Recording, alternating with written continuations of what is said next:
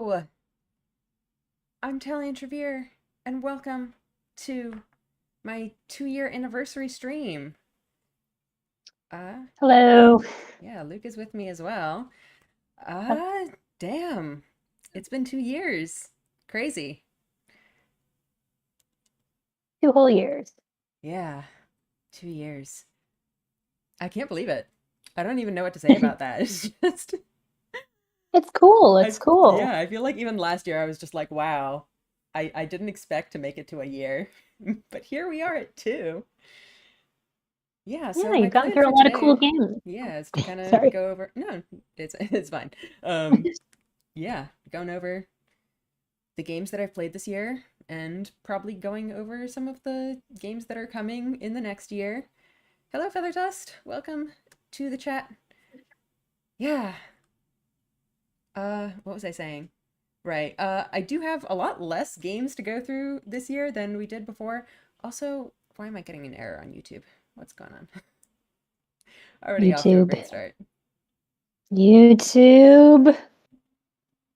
Sometimes the errors don't really mean anything. I am having network issues, it looks like, and it is probably because I'm trying to multi-stream. Uh, I am streaming to both YouTube and Twitch right now, and I know that often gives me issues. Hmm. It does seem that there are at least one person over on the YouTube stream, so if you can report whether there are issues, please do let me know. Sorry about that.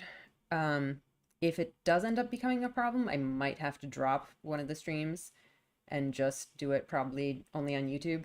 So, apologies if that happens. We'll try to keep it going on both. Um, yeah. So, I've got some tea. I have my namesake tea brewed up again. We were tasting it last time, but I'm not going as crazy this time. I just have just a cup. It's fine. Not like 10. Um, yeah. So, I guess we can maybe kind of get started. So the first game I have is Amaranthus. So we kind of went over it a little bit last time because I'd been kind of in the middle of it during last year's anniversary. I had like, I guess I don't want to spoil too much about the format of the game, but I had gone through a lot of it, but I still hadn't, if we're talking about it, I might as well have some visuals playing in the background. Yeah, I still hadn't really gotten to like the roots where you actually get answers about stuff. So I think this time I can do kind of a more complete overview of it. And I will say, I don't know if anyone's noticed on my social media posts or anything, but this game has just lived rent free in my head for the entire year and more. It's so subtle, no one would know. I know. I sometimes I wonder how like whether I'm being too annoying about the game or if it's just all in my head and I'm actually not being annoying enough. But I it mean, I good think to if know that the there's, point is getting across.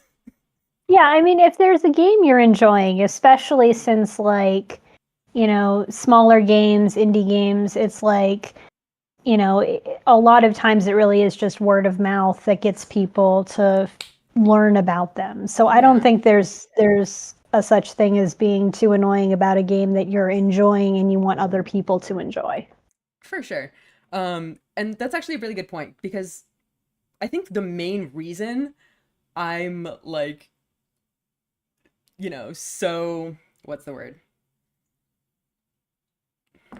What is the word I'm trying to say?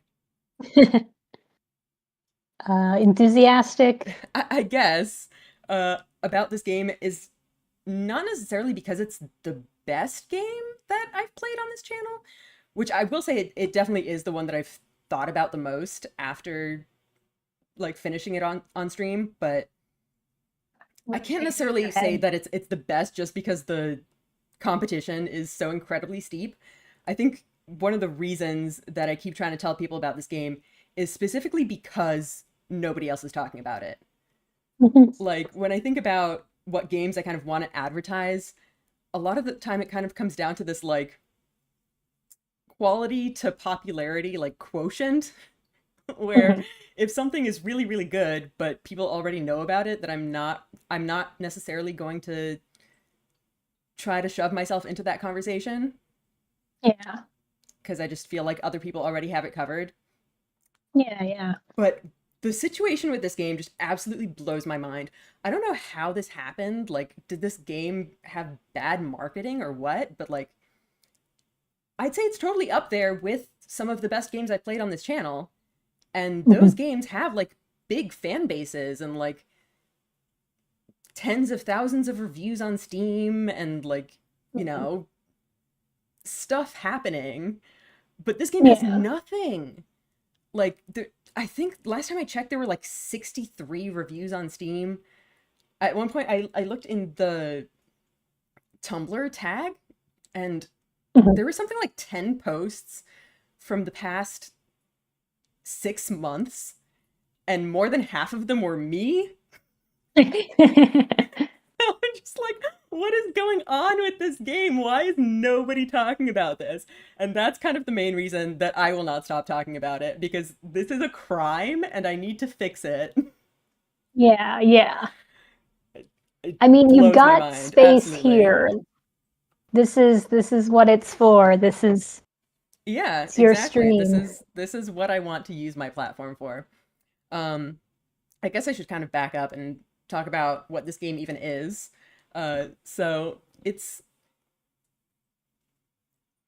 a little bit tricky to kind of pin down the genre, but like it's a visual novel, obviously. It's about um this, you have your protagonist, Arik, who lives in this society that's ruled by like an oppressive tyrant. And his family keeps, talking about changing things and whatnot, but never actually doing anything. So eventually, when the Lord like sends soldiers to their house and like burns it down and captures his parents, he's just like, you know what? It's time to actually do something. And gathers this team of ragtag dumbasses to try to start a revolution. And yeah, that's kind of how it goes. It's this big, really awkward road trip where it's not exactly a romance game. Like there is romance involved, but it's not necessary to the Mhm. plot or the gameplay. It's kind of optional. It's just a Mhm. thing that exists and that you can do. Um, I would say it's kind of a big thing, especially as far as like the different routes go. Mhm. And hello, Cookie. Welcome to stream. Um, yeah. What was I saying? I Kind of guess a big thing with all the roots. yeah, Yeah. the main kind of selling point, I guess, of the game is like being about kind of messy relationships. Like you can try to romance people, you can try to match make your other party members and all of that stuff. Uh and you just the thing that you're guaranteed is that along the way it will be messy. It will be like the relationships will not be pretty. Things will go wrong. People will, have conflicts with each other. Uh, even the romantic relationships, whether with the protagonist or with the other party members, can be like messed up or toxic or whatever. And it's just interesting. Mhm. Yeah.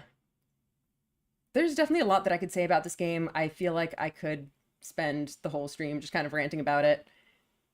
It's I mean, first of all, it's absolutely gorgeous. Like the art is so nice. The backgrounds are these like um they're these like traditional etchings, I think. Hmm. They're actually like I think public domain illustrations that have been edited into Mhm. these like lovely backgrounds.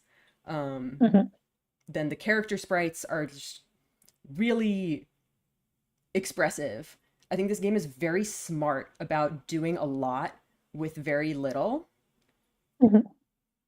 Like it just has a relatively limited set of these small movements that it then can combine in different ways to produce the effect of different things, like characters moving around in the space or making certain expressions that just, I think, really come alive and really like use the medium Mhm. better than a lot of things that I've seen. Mhm. It just feels kind of cinematic, I guess. I don't Mhm. know. It's just very, very expressive. And I always love Yeah. that in a visual novel where Yeah. the artists and developers can get like creative with it. Like it's not just Yeah. creating a static set of different sprites. It's kind of Mhm. configurable and movable in interesting ways. Um, Yeah. yeah, I guess the other like kind of related to that, the one of the really interesting things about this game is just the attention to detail in everything, like including those sprite movements, but also stuff like the UI and the like sound design and just kind Mhm. of everything is just it feels like it was very carefully thought out and like planned for a really long time. Mhm. You can see actually in our little preview over here, this is what the, I guess, kind of the equivalent of CGs in this game, where they don't necessarily have a set, just an image that shows. It's like these comic style sort of insets, Yeah. like the insert art.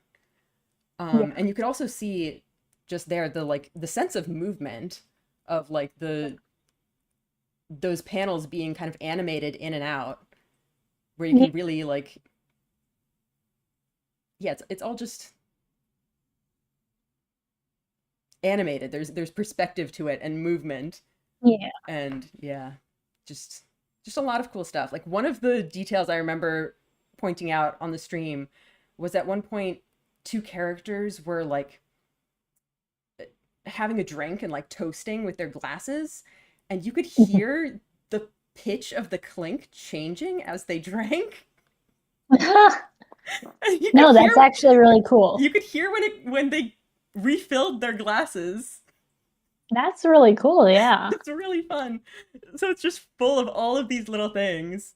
Mhm. That you could just see and hear all of these tiny little character moments that aren't Yeah. even necessarily explicitly described in the text. Yeah. Like that really happens a lot of the time where the game doesn't, like, a lot of visual novels will just have like narration that says this happens and then this happens, whereas this game is more likely to just kind of show it. Mhm. And there's even details in like there's a setting in this game that I never actually used, but I've been watching someone else play with it on, which was like audio captions, Mhm. where it'll just have captions for whatever sound effects are happening. And there was stuff Mhm. that I just missed. Like it'll say like, the sound of XYZ happening. And I was like, oh, that's interesting. I didn't even notice that when I was playing. Um, That's really yeah, cool. just so many interesting details. It's just, Mhm. yeah, just clearly just made with so much passion. Yeah, yeah. It's always fun in a And it's game. the kind of and it's the kind of thing where when you have something that is like a low asset game like a visual novel, Yeah. it's very nice to feel that reassurance that they're not cutting corners. Like this isn't Hmm. a visual novel because they thought that would be easy. It's a visual novel because they thought they could do it best in the visual novel format. We can talk about that more when we get to Slay the Princess, because oh man. Um, but yeah, for this game, yeah. There's just so Yeah. much that I'm kind of obsessed with in this game. We haven't even touched on like the actual, plot or writing or characters or anything like that. And like it does that thing where it has kind of the more naturalistic type of dialogue and writing where like it doesn't explain much about what's going on, and sometimes Hmm. characters say things that are like, I guess, not well worded or like vague. And Hmm. there's definitely a lot of reading between the lines that you have to do. Yeah. Like, to be honest, I feel like this game is probably not for everyone because you do have Hmm. to kind of, what's the word? I guess mostly you just have to kind of be resigned to not understanding what's going on for at least part of the time. There are Hmm. definitely things that you will understand better after you've gained some more context and like come back to it on a future playthrough. Yeah. But I definitely felt like there were a lot of times in my first playthrough, or even in later playthroughs, that that the game just made me feel stupid. It's just like these characters act like they understand what this conversation is about, and I do not Hmm. understand what this conversation is about. You're like, you're not explaining this to the most important person in the room, Yeah. me. But at I'm the just same like, time, is like, I that think. Mhm. intentional or am I just stupid? I do feel like that reading between the lines experience, it sounds like you did enjoy it after, like, Yeah, this was still a positive experience. It's just like you got to get through yeah, a it's little more that I think confusion to get. it's not for everyone. Yeah. Like it kind of depends on your personality. I could definitely see people who are turned off by that. Personally, I feel like it makes the game kind of a puzzle that is just really rewarding to try to figure those things out and to maybe come back to something on a future playthrough with more context and be like, "Oh, that's what they were talking about." Um, Oh. yeah, I enjoy that. I'm sure there are other people who are not as into it. But helping to talk about it means that the people who would enjoy it can find out about it. So. Yeah, absolutely. Like, actually, maybe one of the things that might turn people off of this game is that it has somewhat lower reviews than most of the things I play on this game. And I'm pretty sure that's part of why that some people just like, not necessarily just that they find it confusing, but that they find it sort of aimless if you're like Mm. not entirely following all the subtleties of what's going on. And that is also kind of part of it, that it's even the decision making and stuff is a little bit more subtle than it is in a lot of similar games where you kind of don't in a lot of the decisions you don't directly control what's happening. Mm. um like the protagonist is kind of his own person with his own personality, and you can affect it to an extent, but it does kind of have that effect sometimes of like when you choose a dialogue option and then the character says something different than what you were intending as it with that dialogue, you know. Yeah. um because like I guess usually you can choose what he says, but you don't decide what he means by it. So he can like choose to elaborate, and Mhm. that like his reasoning for it might be completely different than what you had in mind, and that might Yeah. then lead to a different outcome than what you were intending with that decision.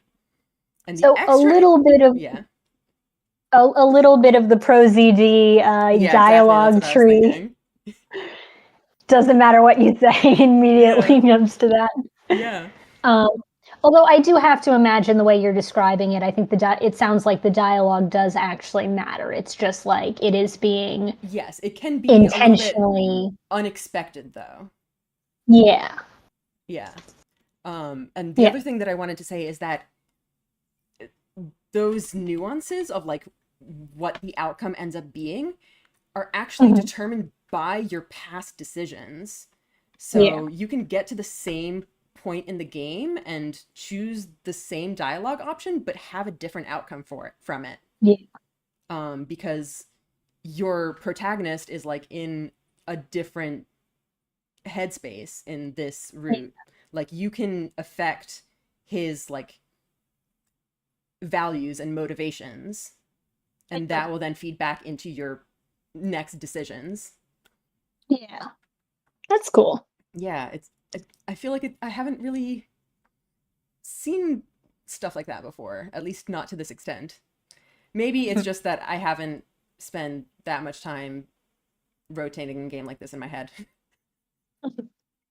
um, but yeah, just really cool game.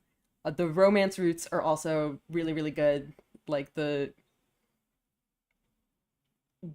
they also have those same like art inserts where they're usually like these really intimate close-ups of like primarily focused on people's hands. So you'll have like, hands like caressing and like reaching for each other and all that stuff. And it's just that, and the writing is just the romances are really sweet, even if they're not always good necessarily. Like they're not always the best outcome for these characters. Uh-huh. But sometimes they are. There's there's a lot that you can do with the characters. Sometimes love wins. You can play matchmaker with your other party members. There's, various relationships. There's, gay options. There's a poly option. Lots of good stuff. Yeah. Yeah. So, yeah, this game, I'm just like obsessed with it a little bit. Yeah. I feel like a lot of it is me also just being obsessed with one particular character. That always helps. Okay, so I know you don't want to spoil things from the game, but can you give a cryptic little blurb about this one particular character you love? Um, that's a little bit tricky because this All particular right. character is also like kind of spoilery, but Okay. he's a mysterious forest cryptid man, and I love him. Mysterious Ford Cryptid Man. Hello, Dan. How do you feel like it holds up, not as a game with decisions and choices, but a summarily literary work with themes and ideas? Um, I mean, I enjoy it. I'm I'm not the best when it comes to like literary analysis, so I don't know how much I can really say about that, but I feel like it was definitely impactful. It definitely had a lot of ideas that it presented in really quite lovely ways. Um, yeah, it definitely had me just really invested in the story and characters, um, and made me cry on a number of the endings. Um, hmm.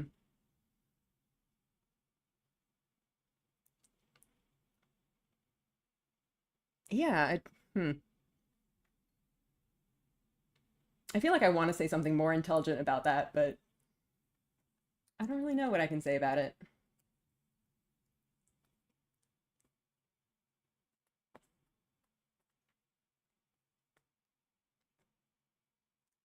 Yeah, I do think it is interesting to explore something like a visual novel in terms of like, okay, the story is in a different shape than a lot of other media would be.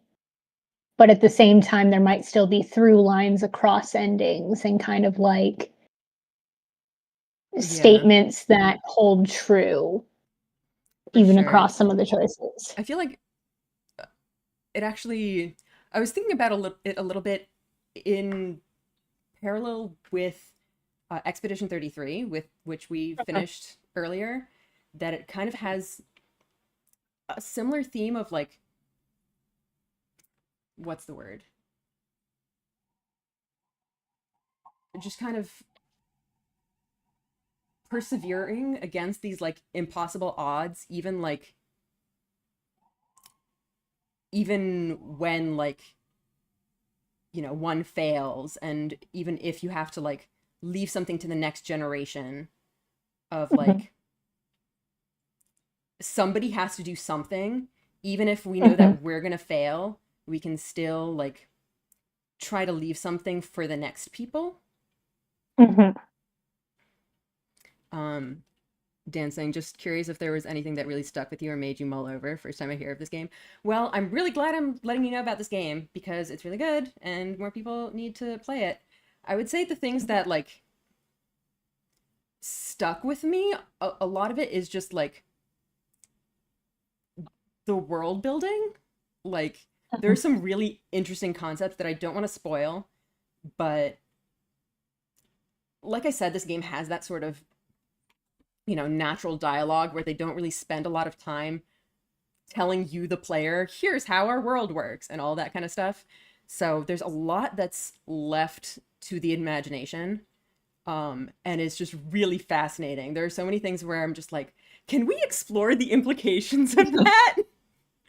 And yeah, unfortunately, a lot of the times the game does not explore it as much as I would like to, which on the one That's what hand, fan a fiction's little for. disappointing, but on the other hand, it means that I can spend hours and hours just mulling it over in my own head and just, yeah, trying to imagine what could be, you know? Yeah, that's what fan fiction's for. Yeah.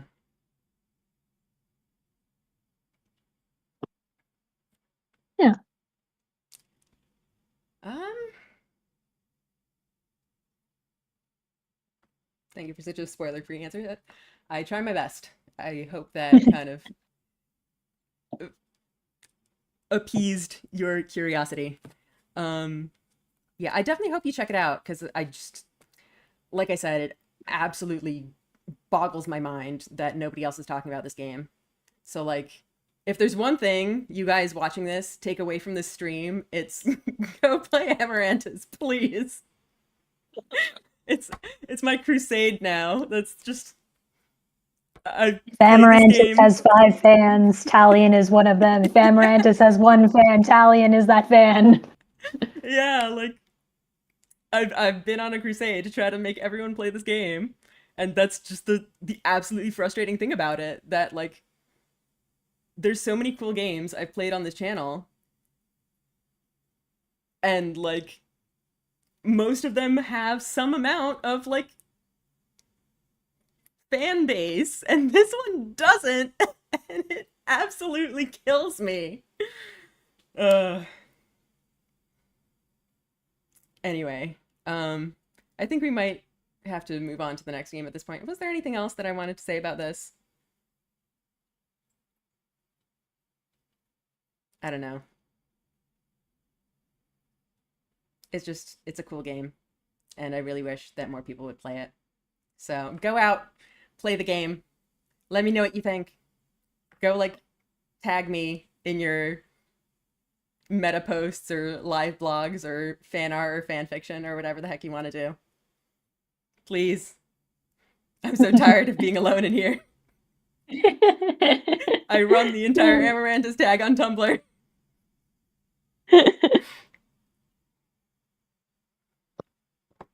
All I'm right. sure there's a metaphor in there for something, something. Leave it for the next generation, something, something. Pick up where you left off. Hey, I'm not going anywhere yet, but it'd be That's nice if true. someone could join me.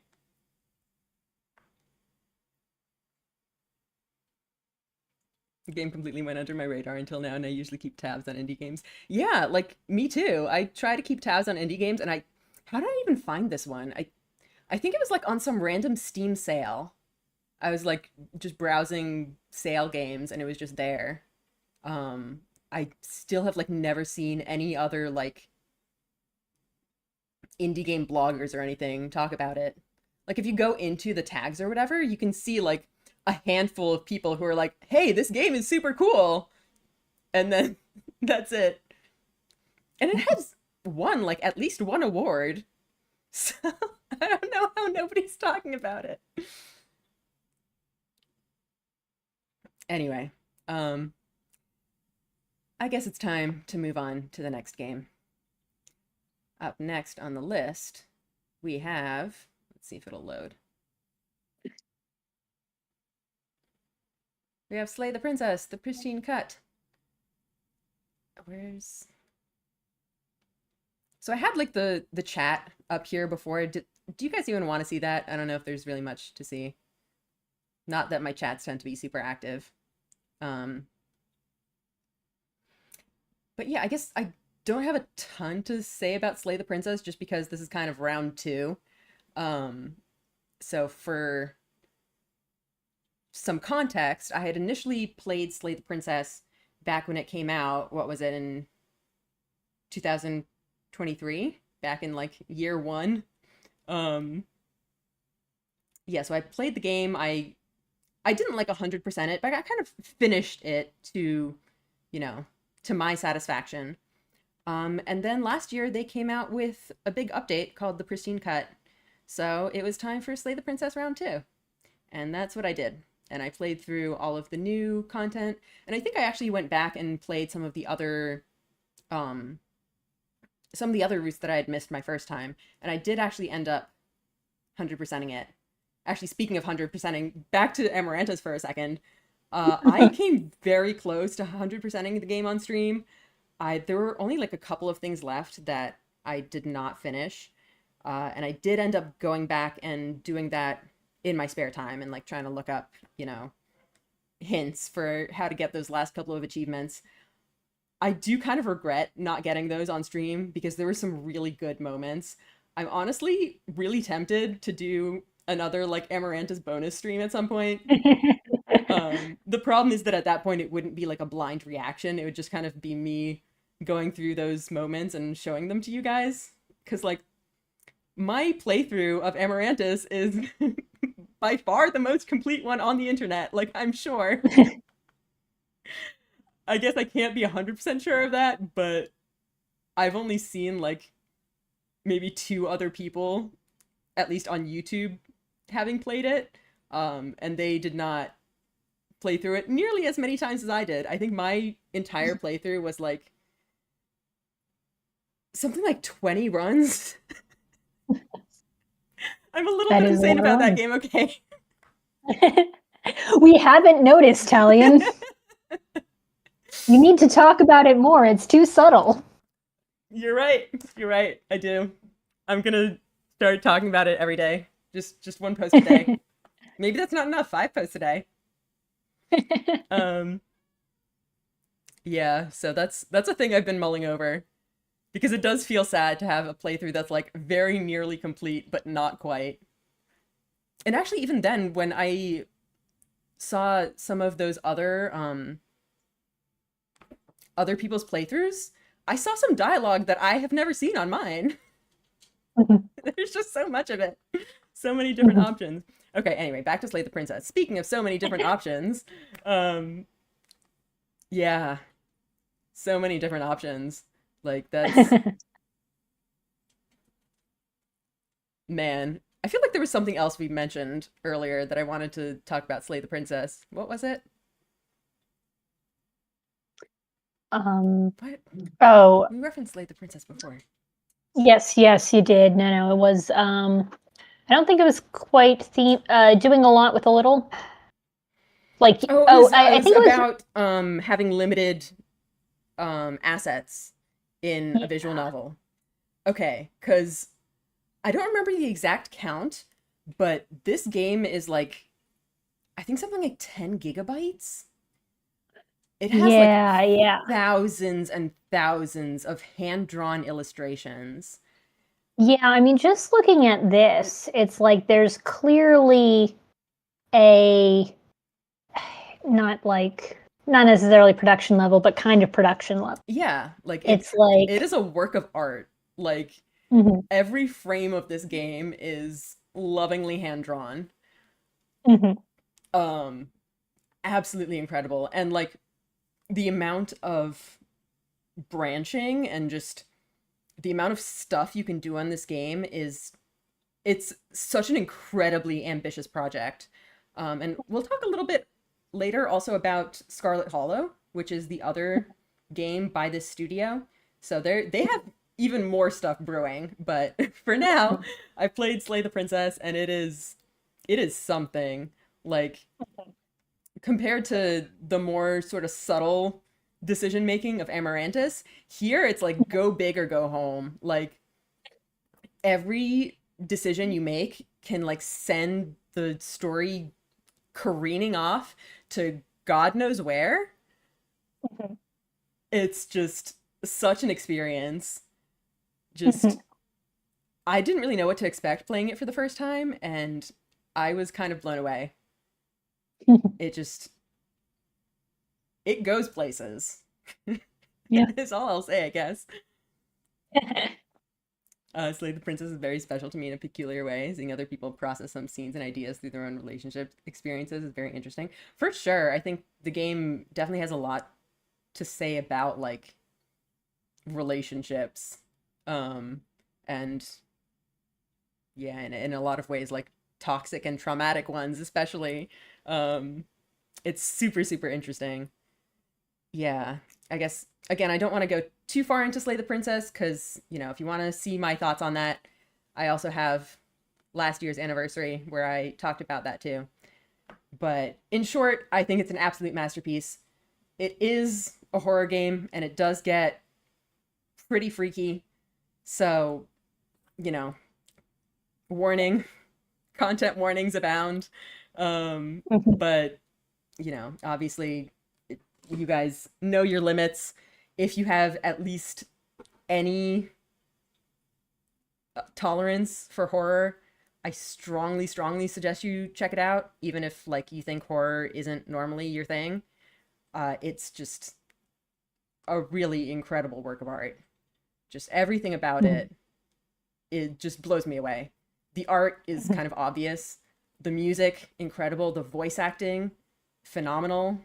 The writing is just like so good, really funny and witty and, thought provoking and, you know, emotional and just everything that you could possibly want. It's just the thing about this game is it takes such a strong and simple core concept. Mhm. Like it's just basically you, the protagonist, being kind of torn between what's the word? Just on the one hand, you have this narrator who's telling you that you need to kill a princess.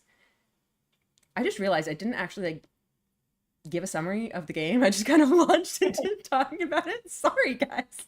I just got a little too excited. Um, I guess if we want to back up for a second and say what the heck Slay the Princess even is, um, I guess it's kind of what I was saying that you have a narrator who's trying to tell you that you need to kill this princess because if you don't, the world will end. And then you have the princess who is essentially bargaining for her life.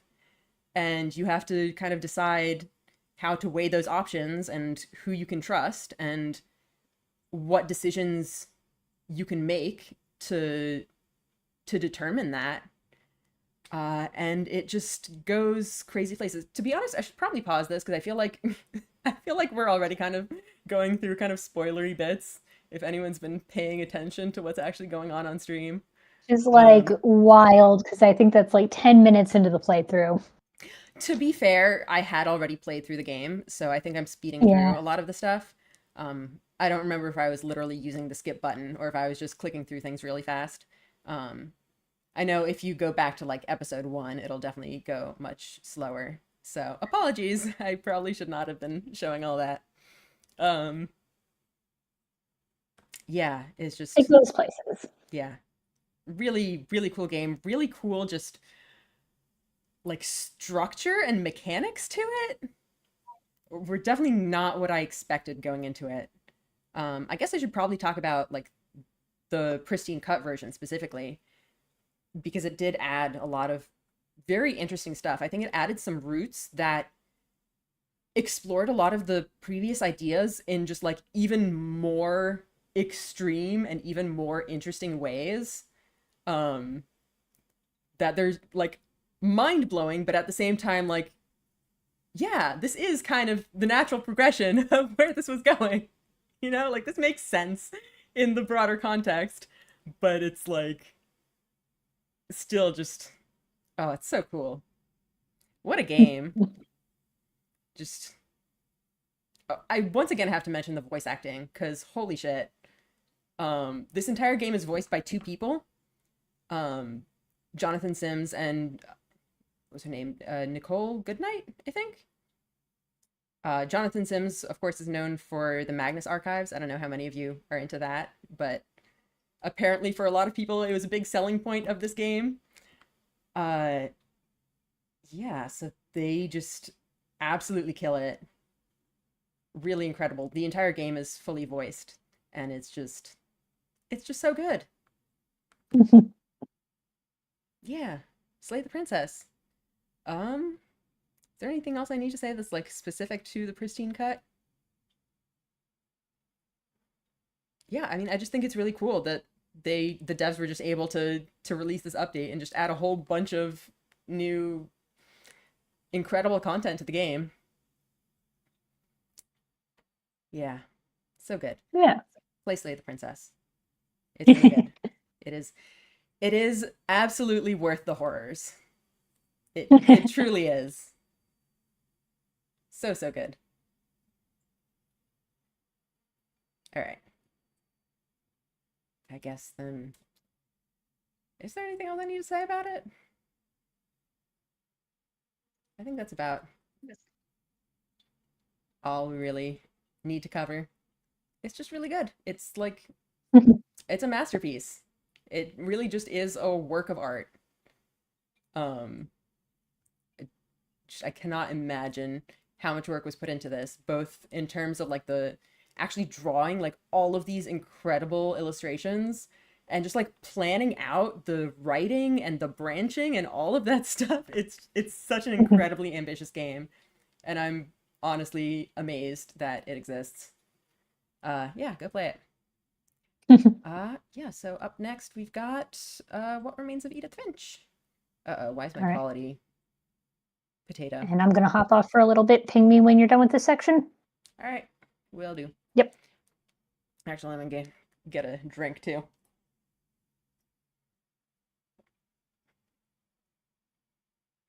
All right, yeah. What? Oh my! What is this quality? Let me adjust this. Why is it 360p? Can we not? I think it might be because of the network issues. You know what? I'm not gonna go all the way up to 1080. I'm gonna go maybe 720. Because I do unfortunately have rather limited bandwidth, especially since I'm, trying to stream to YouTube and Twitch here. Yeah, what do we say about What Remains of Edith Finch? It's man, I'm looking at this video now and it's why is it so choppy? Oh no. All right, let's not dwell too much on that. Um, Definitely a shorter game and kind of a smaller experience than the past two that we've gone over.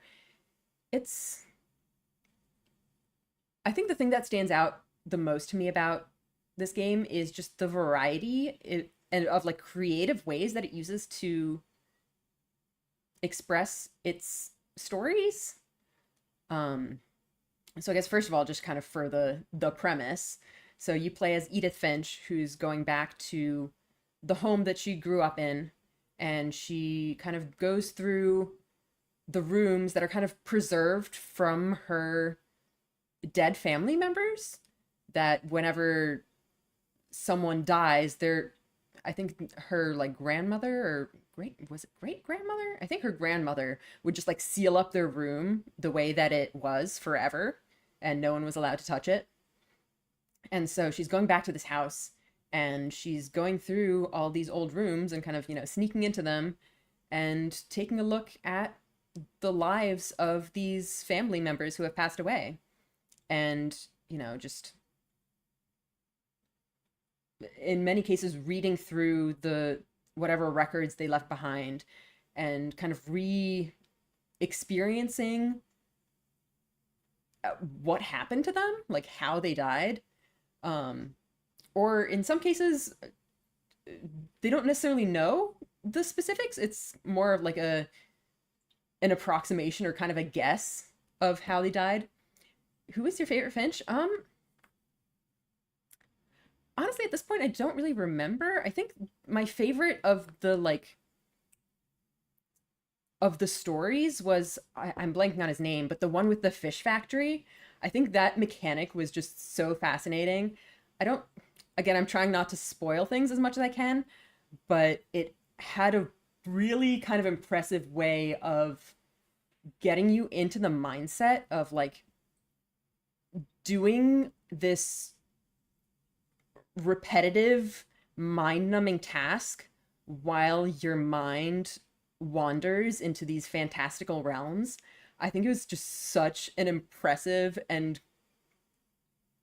immersive depiction of that. Like it really like made you feel it.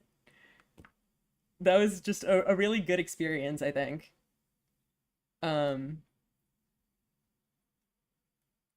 that's the one that gets talked at the most about all the stories, and deservedly so. Yeah, I think I had actually, when I got to that point, I actually recognized it from some like clip I had seen somewhere on the internet. But I feel like the clips don't really do it justice because you kind of,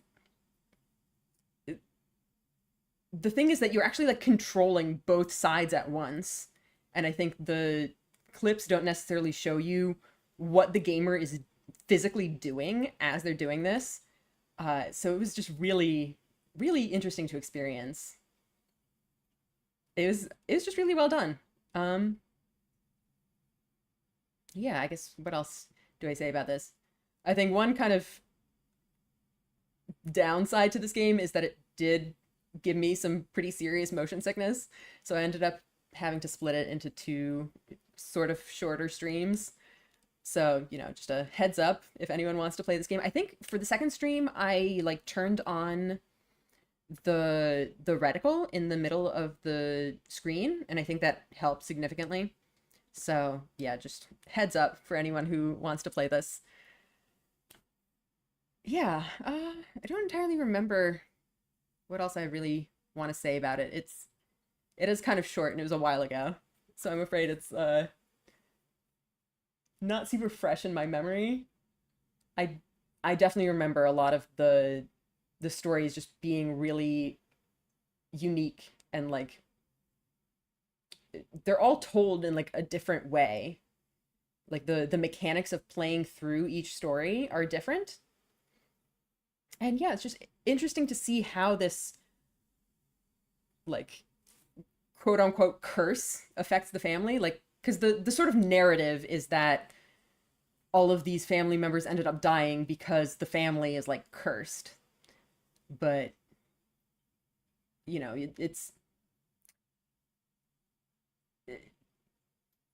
it's not really like resolved of like there's no specific answer like whether there is or isn't a real curse. I think it's you can kind of infer that there isn't necessarily, but the way that that belief affects the family members is pretty interesting because it is kind of ultimately about like generational trauma basically that you know these family members will deal with the deaths of their other family members in certain ways and then like pass that on to the rest of the family and just kind of continue that cycle. So that's kind of ultimately the main central focus of this story. But yeah, it's just really interesting to see the different ways that that's portrayed. And I think just kind of the aesthetics of going through this like really weird house with just so many little like strange passages and rooms that are decorated in these like very, I guess, colorful ways. That each room very much represents the person who lived there. Um, yeah, really cool game. Very short, definitely kind of worth a small playthrough. Yeah. I don't think I have really anything else to say about it. Did it ever feel like a horror game to you? Um, not really, to be honest. I guess it felt more like a sort of mystery game.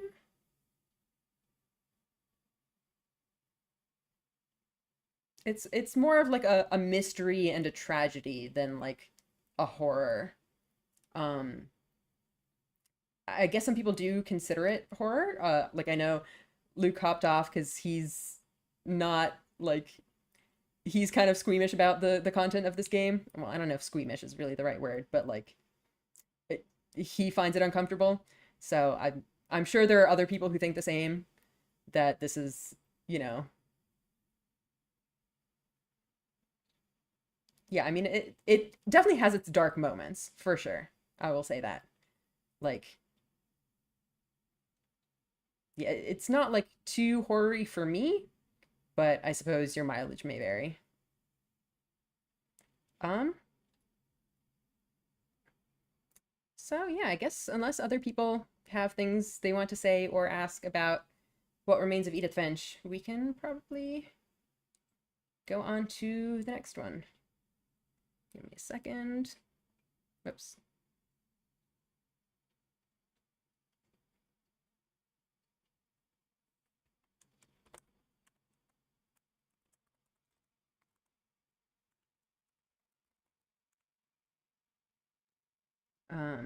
Oh shoot, what do I moved stuff. What did I move? Okay. Hello. Hello, hello. So, next game we have Murders on the Yangtze River. Why am I starting like in the Murder. middle of the... No, don't start there. Here, hang on. I need to get a bit of a drink. Murder.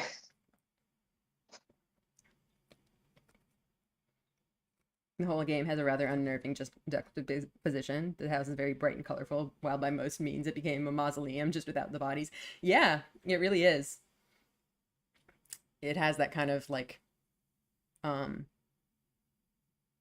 yeah, it's just sad that it feels all like, you know, bright and lived in, you know, while it's actually just kind of, you know, what's the word? It is like a mausoleum, like you said. It's more a place of the dead rather than of the living anymore. So yeah, I guess enough of about that. Murders on the Yangtze River. So we had Luke over here as well. Yeah, um, that's me on the ship yep, just having a nice old time. coming out of the smokestack. um, yeah, so this one is essentially an Ace Attorney style mystery game, set in like 1900s China. Mhm. Um, oh, YouTube is having issues again. Hopefully it's okay for YouTube. you guys. Um, yeah, I think it has a lot of that classic Ace Attorney-ness. I do think it kind of takes itself more seriously than Ace Attorney tends to, but Mhm. a lot of the tropes are there. Um, It's like, I guess I can think of some characters who were definitely comedic. I mean, the sidekick of Fu definitely has a very yeah, Ace Attorney like sidekick it has vibe. silly moments sometimes, but it's not as like goofy and over the top as Ace Attorney Yeah, can be yeah, no, sometimes, you know? you phrased it well. It was like, on the whole, a more serious story. Yeah. Um, but yeah, I felt, as somebody who likes Ace Attorney and likes the silly parts of Ace Attorney also, I felt like this was still very enjoyable. It didn't take Yeah, itself too seriously. for sure. It Um, was a positive seriousness. yeah, it's just kind of a it's a mystery game with lots of Mystery murders, so game. it kind of necessitates some dark seriousness. Um, it definitely had a lot of its own flair to it as well. I guess the obvious thing is the like Chinese aesthetics, which honestly I'm always a big fan of. I love that kind of Chinese painting style. It's really Yeah, beautiful. And I think this game uses it really nicely. Just in yeah, general, the it art was of this game is very nice. Um, it was very educational too. Like, it just had a lot of mhm. facts about what was going on historically at the Yeah, and time. like you definitely don't feel lost if you don't know the like Chinese history.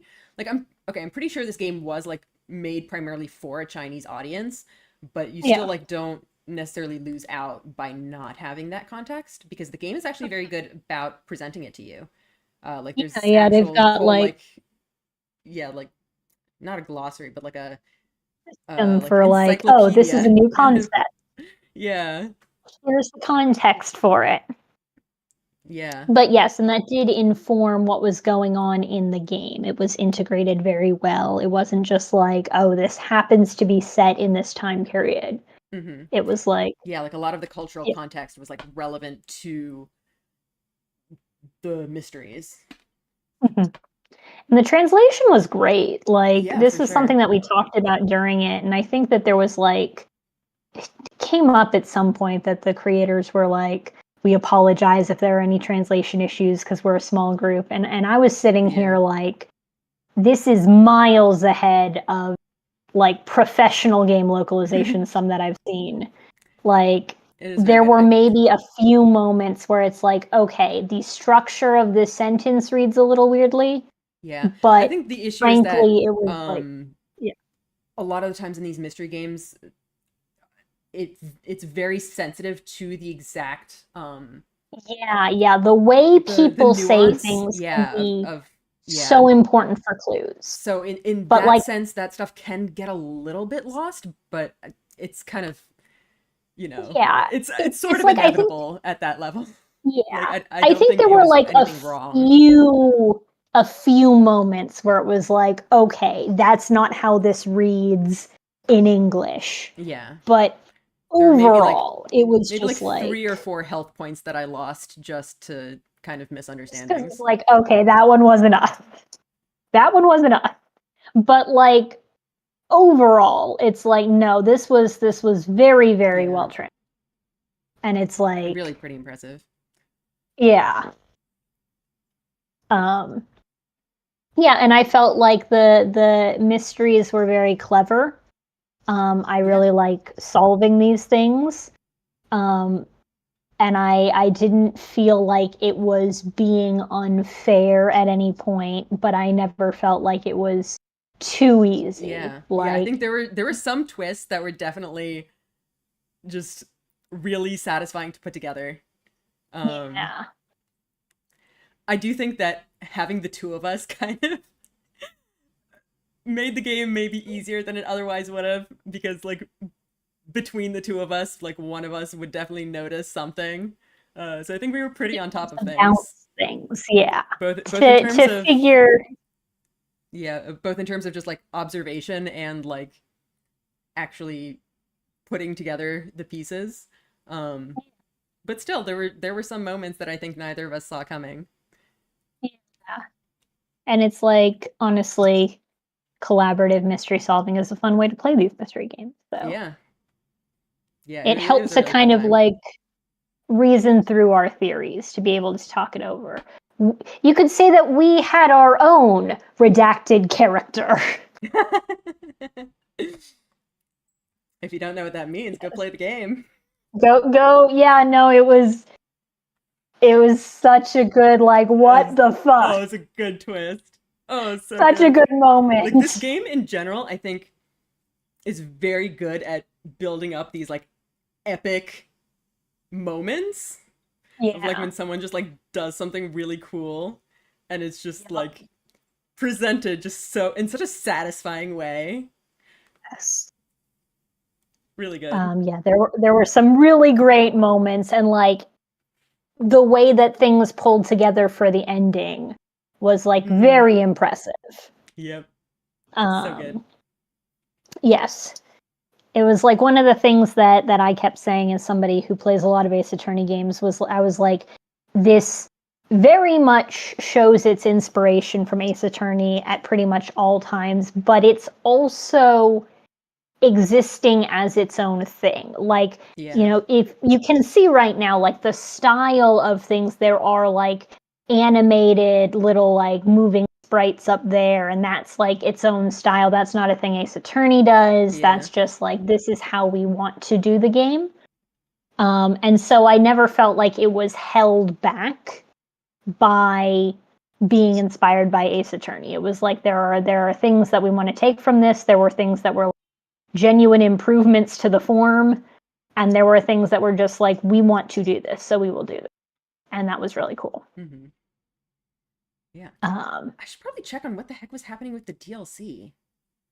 Yeah. I was gonna say, like, last I checked, it was not translated into English, but I haven't checked for a while. I should check back on that. Yeah, because I'm sitting here like they had a lot of threads that could be expanded on in a sequel. I know there was some DLC stuff going on, and I'm like fully sequel comes out, DLC comes out. I am like this is a game that I want to see more of. Yeah, it was a really fun time, and the characters thank are you so. for joining me, by the way. I think fun. it was I think it was really fun to do that together.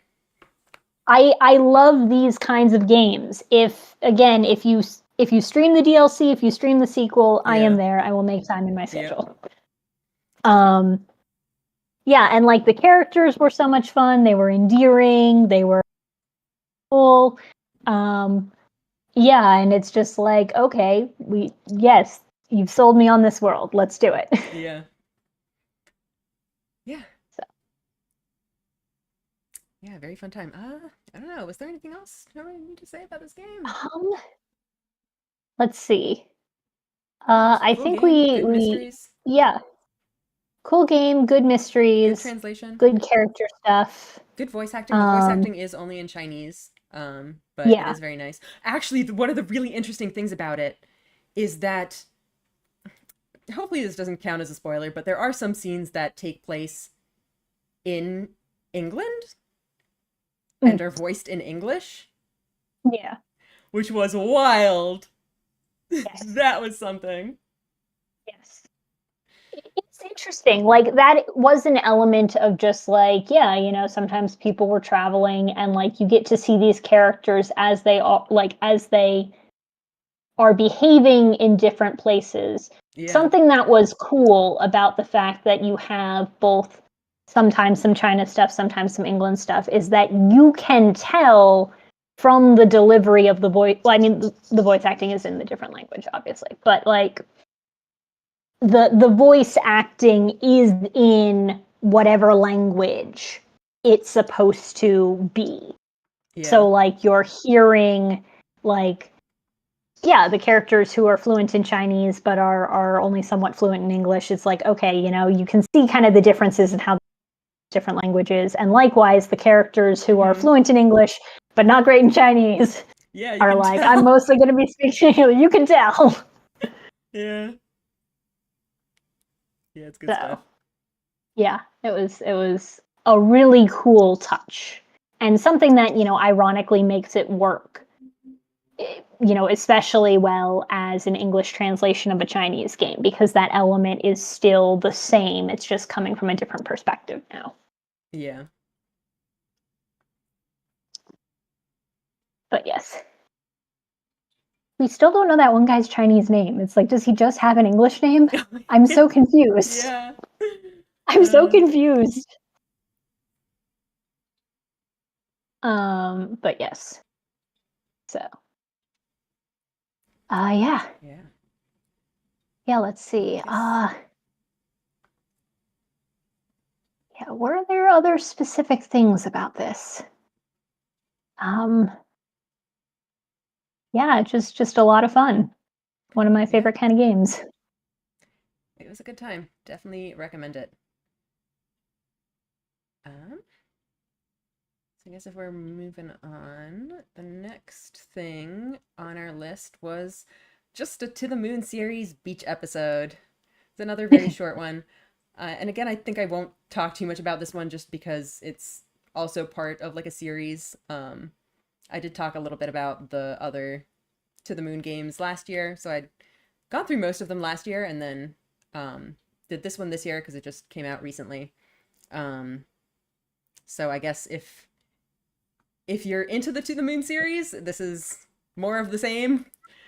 If you have not played those games, this is not the one to start with. So, play the others first. Yeah, go play To the Moon. Yeah, it's just kind of what you would expect from a To the Moon game. It is, very sad. It has lots of really weird, goofy moments. Just, a trip to the beach with our favorite goofballs. Um, yeah, it has its, weird, mind bendy, surreal bits and, you know, just more of what we've come to know and love from these games. I guess I don't really have a lot to say other than that. It's, yeah, definitely very sad. Made me cry a lot. It's like, it's sort of. So, what I've heard about the series is that this game and another game that's coming out sometime soonish are like two different endings to the series. And like supposedly one is like a good ending and one is a bad ending, but the devs are not going to tell us which one is which. You got to spin that wheel. So yeah, I guess when the other game comes out, we'll see. Um, You get to find out who's good at reading comprehension, who's like, no, based on yeah, the themes of this series, this one is the good ending. yeah. Um, I sort of expect this one to be the good ending and the other one to be the bad ending, but who knows? The Oh, other one, by the way, is the first or the last hour of an Epic to the Moon RPG. Just the last hour. it's the last hour. So I'm really excited to see what that means and how they're gonna break our hearts this time. Um, yeah. I don't know. Do I need to say anything specifically about this game? It's yeah, it had a lot of really, really sweet, really cute moments, and then it, you know, does its to the moon thing. What else were you expecting, really? Um, yeah, it's a good series. It has really, really endearing characters, and I want things to go well for them, but obviously they won't. That's just how this works. Um, yeah, I guess I feel like saying any more will kind of spoil the game. So I might just have to leave it here. Yeah, Yeah. that's just the pitch. Do you love Blorbos? Do you love when bad things happen to them? This is the Exactly. series. You get it. You want to pick up a character and shake them. Yep. What a fun time. Oh man. I'm doing so much talking. I need to like drink more. You need to remember the tea part of this stream. Oh, my tea's You already done. can't I'm just drinking water. you I can't should go refill the spell tea probably. stream without tea. Slightly out of order. Ah,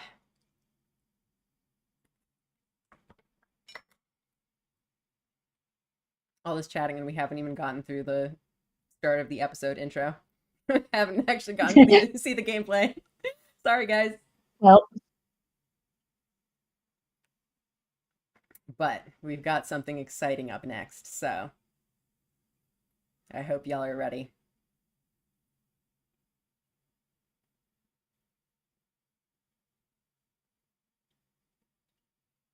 It's coming. It's coming.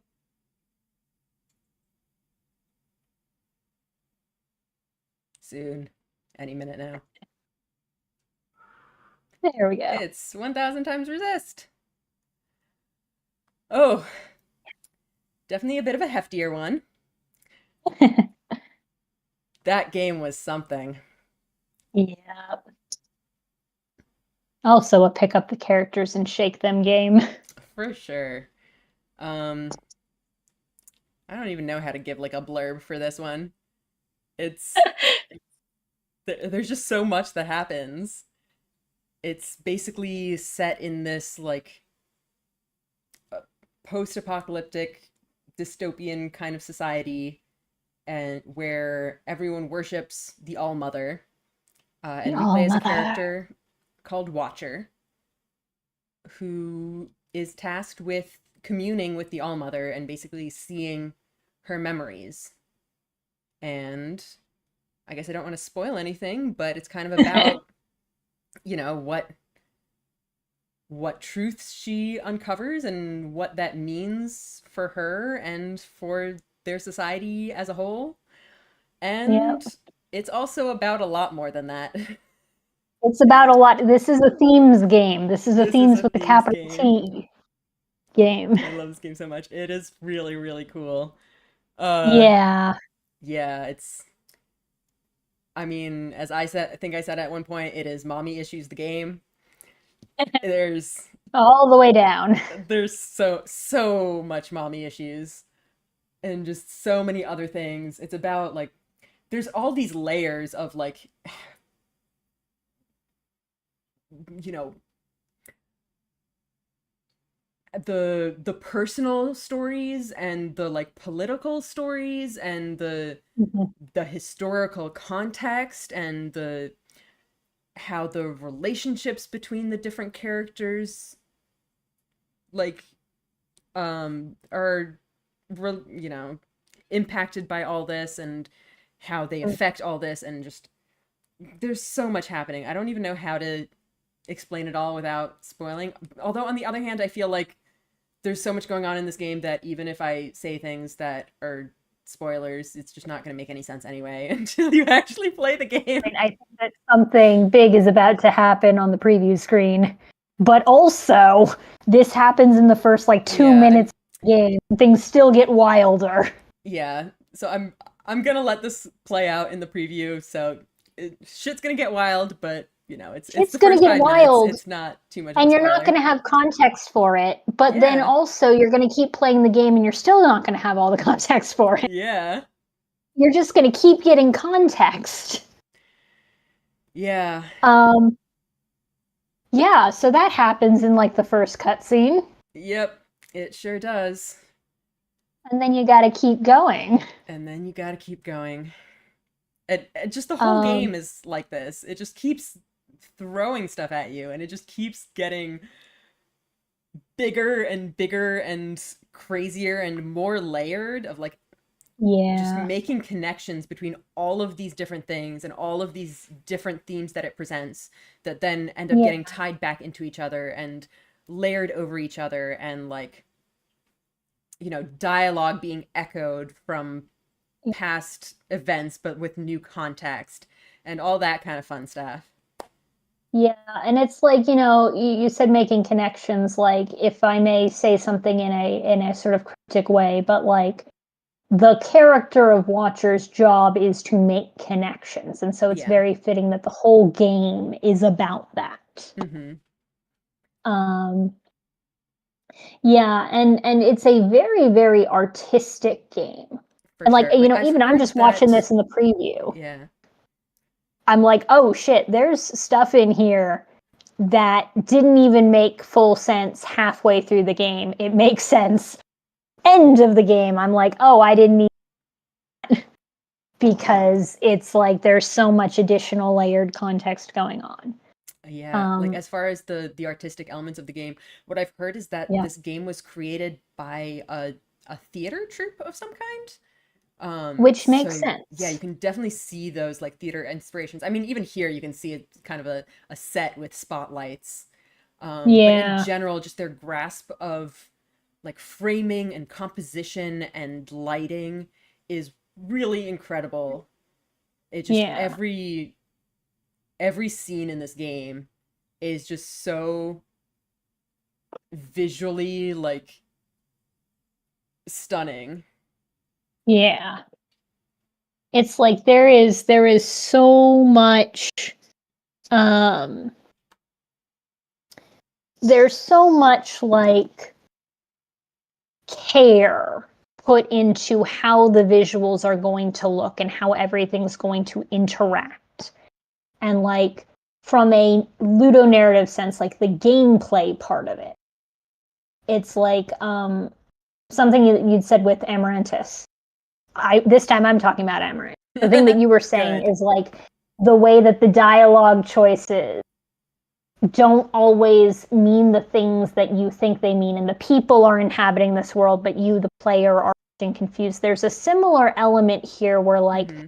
there are a lot of dialogue choices that they give to you completely stripped of context. Like For there's a sure. Like lot if of you've like been cultural watching stuff. what's going on in the preview here, like in these first like 10-15 minutes of the game, they give you some of these dialogue options, and I genuinely have no idea what they mean. And it's just Yeah, so yeah, there's interesting to stuff think that about them, and also to go back after the game and have more understanding of them. The other yeah. thing is that there's at least one instance that really sticks out in my mind of where the game gives you dialogue options, and I just disagree with all of them. But You're like, no. the character is who she is, and like this is what she would say. Like Yeah. it, there is no world in which she says something that I do agree with in here, because her entire like what's it her belief system is just fundamentally different from mine.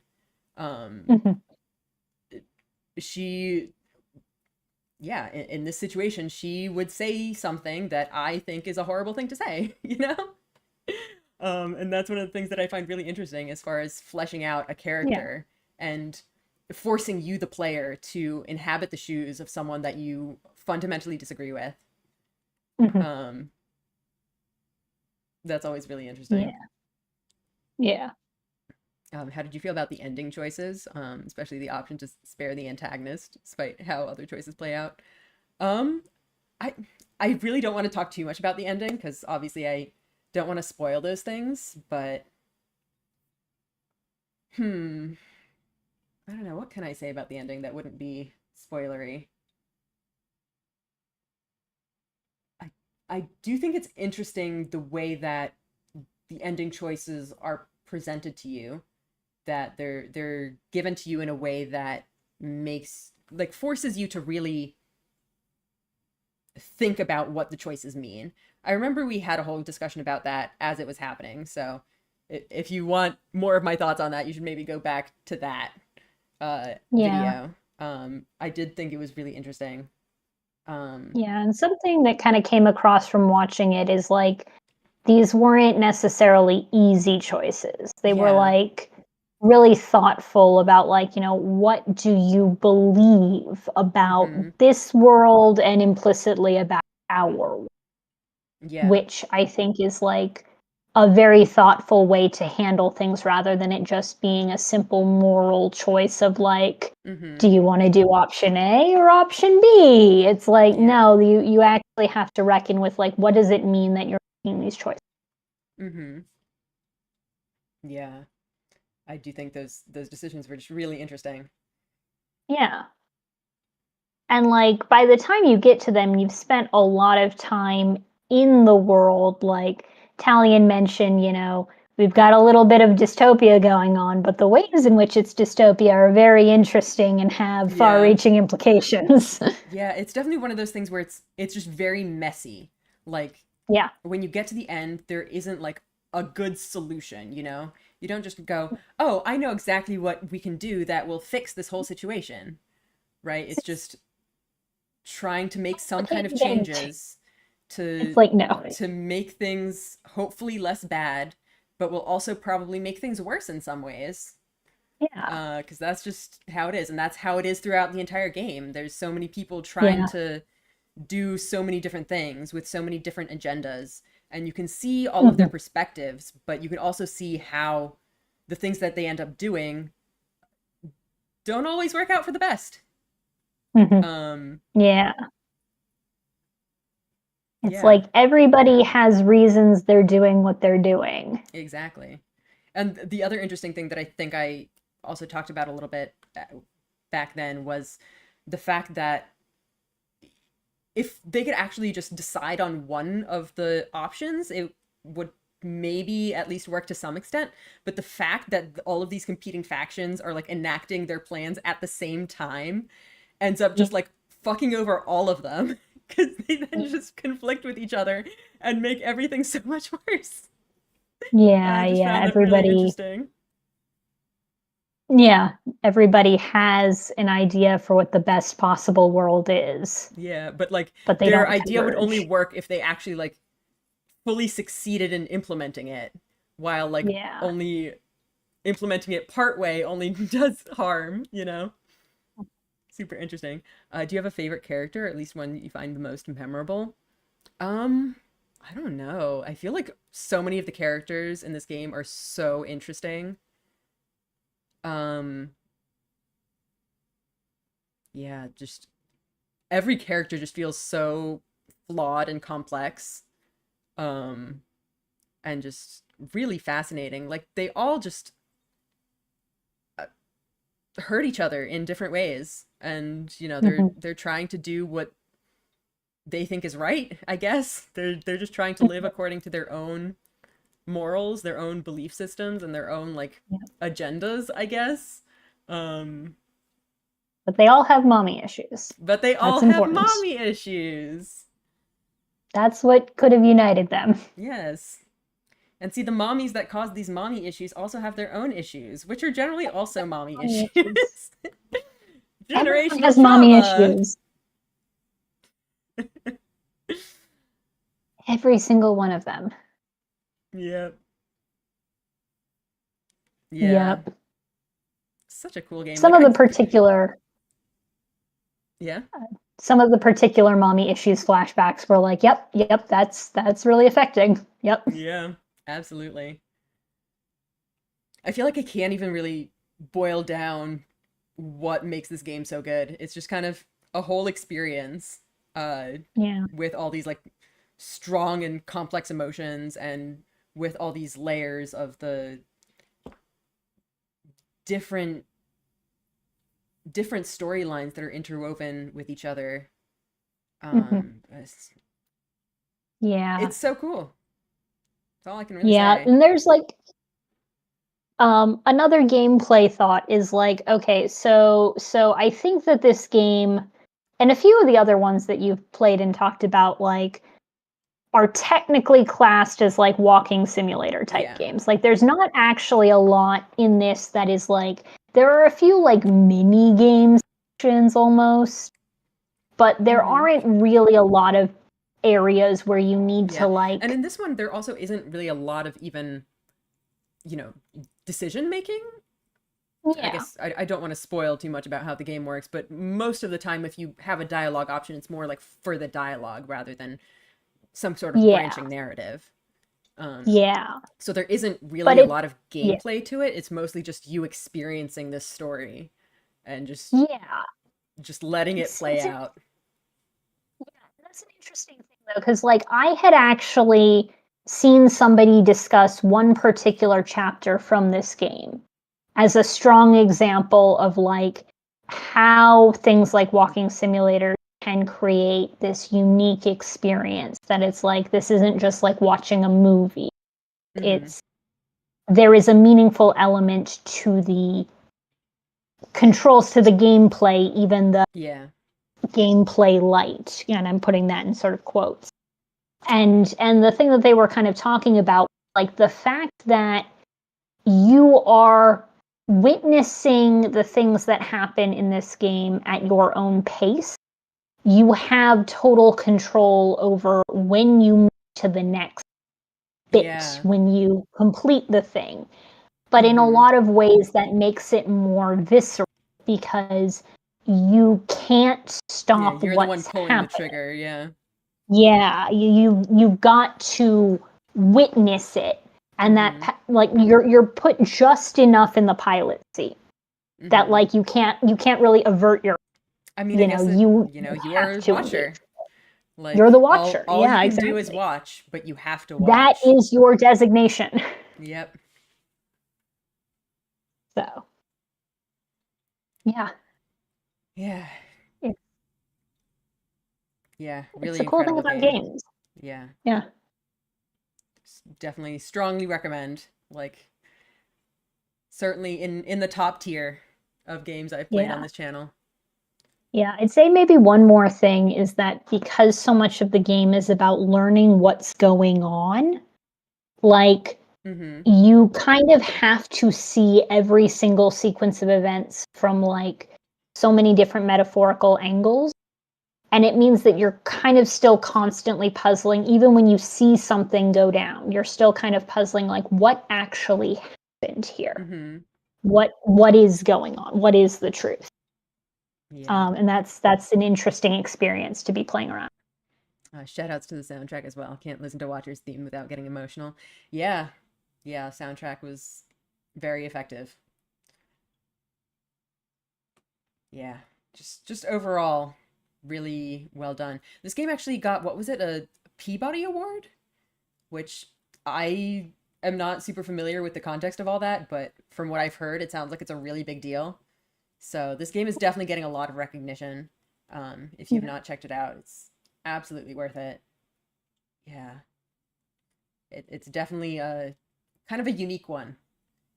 Mhm. It, yeah, it does stuff for sure. Yes. It Yes. it does stuff. It goes places, and it just keeps going more and more places that you never Mhm. expected.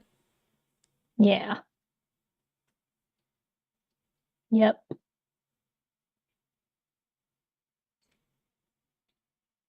Yeah. All right, I guess with that we can go on to our last entry,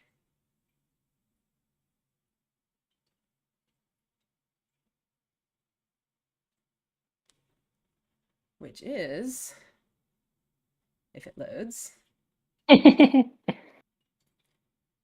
Claire Obscure Expedition 33.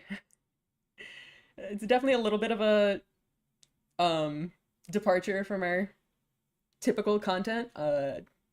Not exactly what I would call an indie game, but it's still like a smaller team, but this one is definitely, when it comes to, that popularity quotient, this is definitely on like the other end where this one has people talking about it for sure. Yep.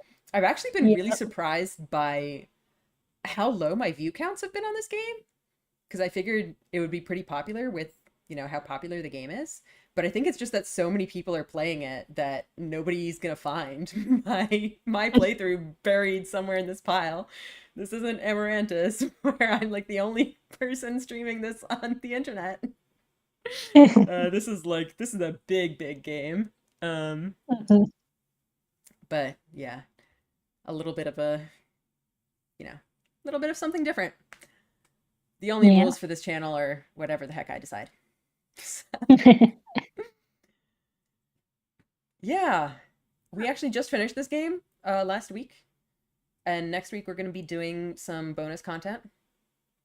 So it'll continue, but the main plot is over.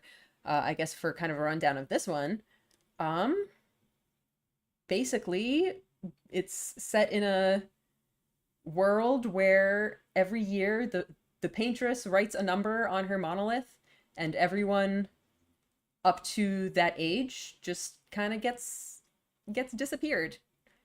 Um, and there are expeditions to from the island that they live on to the continent to go to the monolith and kill the paintress and, stop Save the this world. process. Yeah, save the world.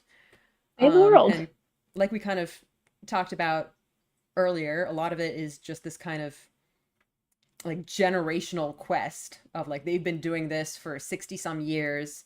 Every year a new expedition sets out and they just try to leave whatever they can for the next. Just Mhm. like setting up waypoints and like leaving journals and all of this stuff, trying to create a better chance for the next expedition, even if they fail. Yeah. Um, They're also French, as you can tell from the they're Eiffel very Tower in the French. background. So very Very French. French. Yeah, really, really cool game. Um, Beautiful, first of all. Absolutely incredibly beautiful. Music is also absolutely incredibly beautiful. I have, in fact, been listening to, what was it? Un Via Teme, like over and over. It's so good. uh, yeah, just Yeah. cool game in general. I guess some of the other things that I keep saying about this game, the like facial expressions, absolutely stunning. So just subtle and expressive.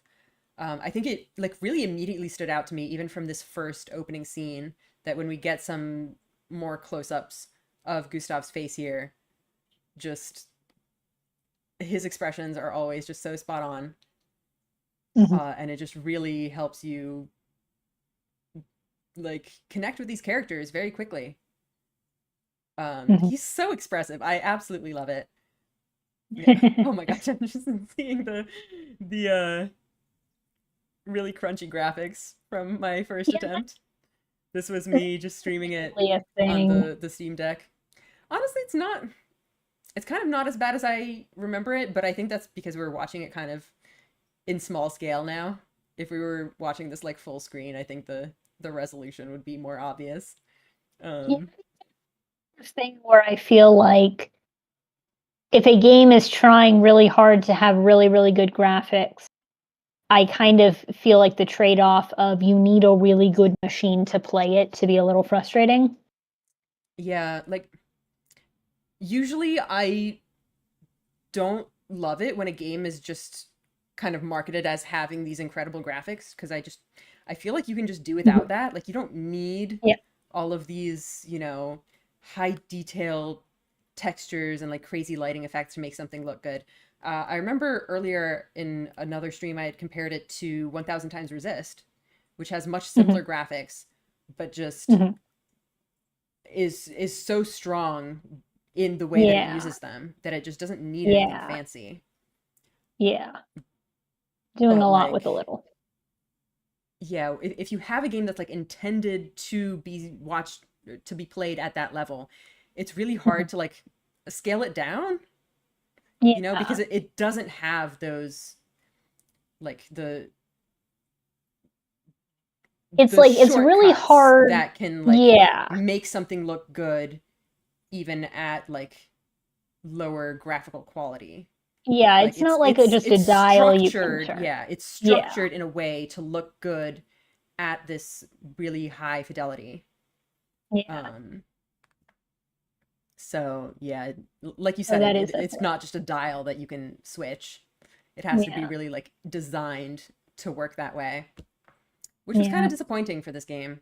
Because I did end Yeah. up uh, switching to. I was actually playing it via GeForce Now, which basically is the game is playing somewhere on the cloud. Like there is a fancy computer somewhere that's playing the game and then is streaming it to my Steam Deck, and then I'm streaming it to you guys. So it's very complicated, but it allowed me to Mhm. have those fancy graphics. Yeah. The immersive value of better graphical fidelity is hard to dismiss. Say facial expressions mentioned earlier.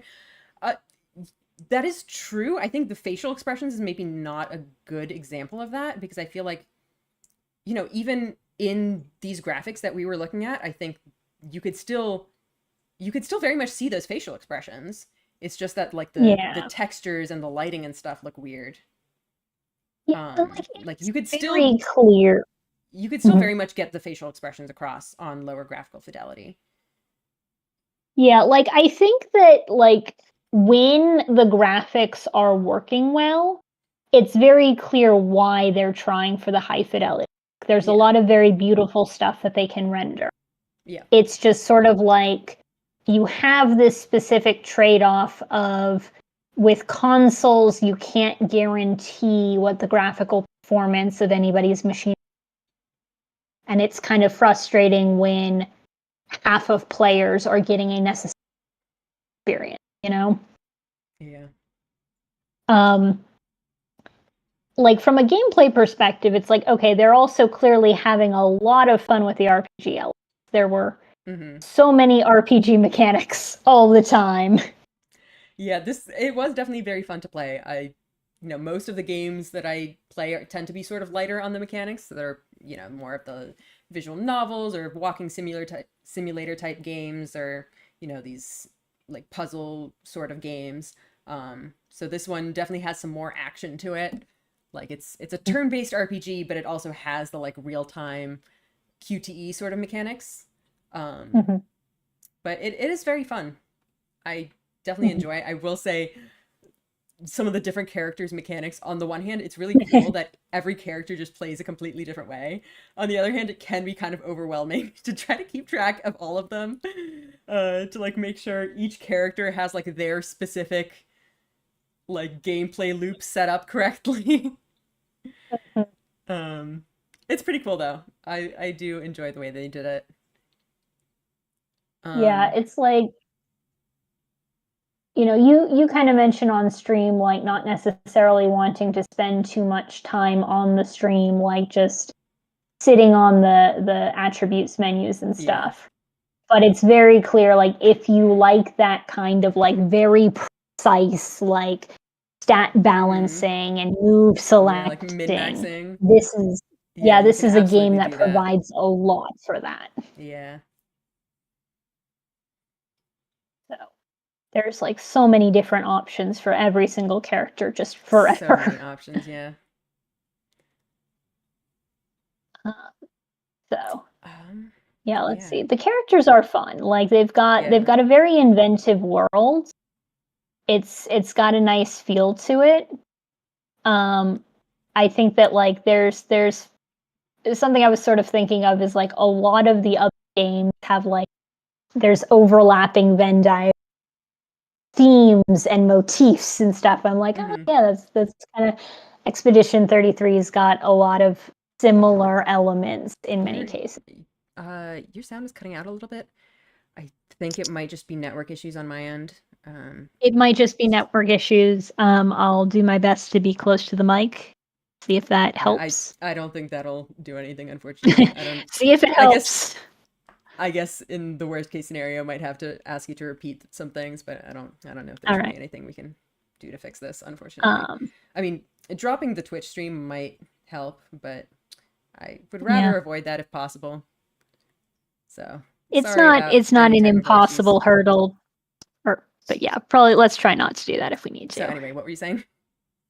I was saying, let me see. Branching paths, so many options. The characters are fun, the world is You were saying inventive. something There's about kind of themes. like themes. Yeah, there are things that I'm like, without getting spoilery, it's like, okay, you mentioned things in Amaranth 33, and I was thinking of like, there are some elements of 1000 that I'm like, yeah, that feels very applicable to Expedition 33's ending. There's sort of this similar theme Yeah. of, how you end things, so to speak. The way that happens sometimes. Um, and there are things that are just like, I know we've said jokingly that like one of the themes of Murders on the Yangtze River is never be passionate about anything ever. That's a theme. Yeah. It's definitely the real textual theme at the end of it all. Don't be passionate. Um, but that's jokingly a theme of the game, but it's also kind of like, yeah, there's a lot of ruminations about like art and Yeah. things. If you guess from the summary, the existence of a antagonist entity called the Paintress Mm-hmm. means that art is kind of a theme of this game. Yeah. So there is a lot of things going on um, with this. Mm-hmm. Um, yeah, so Yeah. so I do think endearing that like characters. the characters are one of the highlights of the game for me. I think just seeing like getting to know the characters and getting to develop their relationships is definitely a highlight. Like I said, their, you know, emotions are conveyed really well both through the facial capture and the voice acting. Just Mm-hmm. really good. I think you can, yeah, they just have Yeah. these like very kind of raw and relatable struggles that you can very Mm-hmm. much feel in the game. Yeah. And I just like how the game kind of handles it. It Mm-hmm. feels very mature, I guess. Like the way Mm-hmm. they don't always handle things the best way, obviously. Like this, there are definitely cases of characters who are not coping there are well, but it's there like are some in characters we yeah. won't name Yeah. names. Honestly, I don't think we need to name names. I think all of them have it to some I don't think we extent. need to name names. Like um like they don't necessarily react to things the best way, but they react in like believable ways. Like it's I guess kind of also similar to Amaranthus, where everything's just messy. Like yeah, they're kind of doing what they can with they're in a particular situation and in a particular mindset, and that Yep. like affects their decision making and their like how they react to the other characters and all that stuff. We have shaken the characters. We have shaken the characters, yeah. Yep. Yep. Put the characters in, what was it, the pear wiggler? Bear Wiggler. Put them in the Bear Wiggler, yes. Yes. Yes. Yeah. Yeah. Good stuff. Yep. So it's very funny. I had been to a convention where there were a lot of people cosplaying this game. However, they were specifically cosplaying the baguette outfits and pretty much only baguette. One person So good. who had a detailed costume, and I was like, thank you. You're putting in the effort. I know it's only been a couple weeks, but this is how you do the cosplay right. But everybody else was just in the baguette outfit. So if you did not have the context, yeah, no, if you didn't have the context of this game, it looked like the anime. Oh no, your sound cut out again. Oh, sorry. I was. If you didn't have the context, it was like the anime convention had just decided en masse to spontaneously and without. Oh, you cut out again. No! So Why are you censoring my... to spontaneously mock the French? Because everybody's wearing, like, you might have seen the girl in the thing where she's got the striped shirt and the red ascot, and it's like the most French outfit you can think of. Yep. And baguettes, carrying baguettes. The game's it's like everybody to balance out all the dreariness and terrible things that happen. Yeah, the comedy in this game, honestly, it can be very good. It's got some really, really funny moments. Yeah. It won't be an overly serious game because we all just laugh right there. Yeah. And I mean, we have baguettes. How serious we have can baguettes. It be? It's like you go into insert terrible cutscene situation and you're like, you wouldn't do insert terrible thing to me while I'm dressed like a hipster with these stupid glasses carrying a baguette. You can't do this to me in this outfit. Yep. I mean, it was a good call that you did like the final cutscenes in like actual clothes, but like that would have been funny. The game does have an option to turn off custom clothes in cutscenes. Yeah. So if you're scared of that, you can turn it off. We had a few cutscenes in the silly outfits, and it was quite silly. Yeah. It wasn't anything too terrible, but yeah, it was kind of funny. Again, it was the glasses that did it for me. They're just like, they're so big. So good. Yeah. They covered up everything. Yeah. Yes. So, let's see. Other things from observation. So you did your playthrough on like normal difficulty, right? Yes. Like, I know the game sometimes pulled that, you can lower difficulty anytime if you want. You can lower the difficulty. We see you're one of the computer users. You can but what's the phrase? Or was it the console? What was the time it was like showing you the prompts for the wrong Oh, it did that engine. on a few occasions. Yeah. Yeah, it would sometimes do that. Yeah. I think it did that when I was just playing on my own Steam Deck and when I was on the Amazing. cloud too. I think it's just Um, kind of a recurring bug. yeah. But despite that, like and like you said, you're not usually playing, so it's not like you're coming from like a Dark Souls background or anything. Yeah.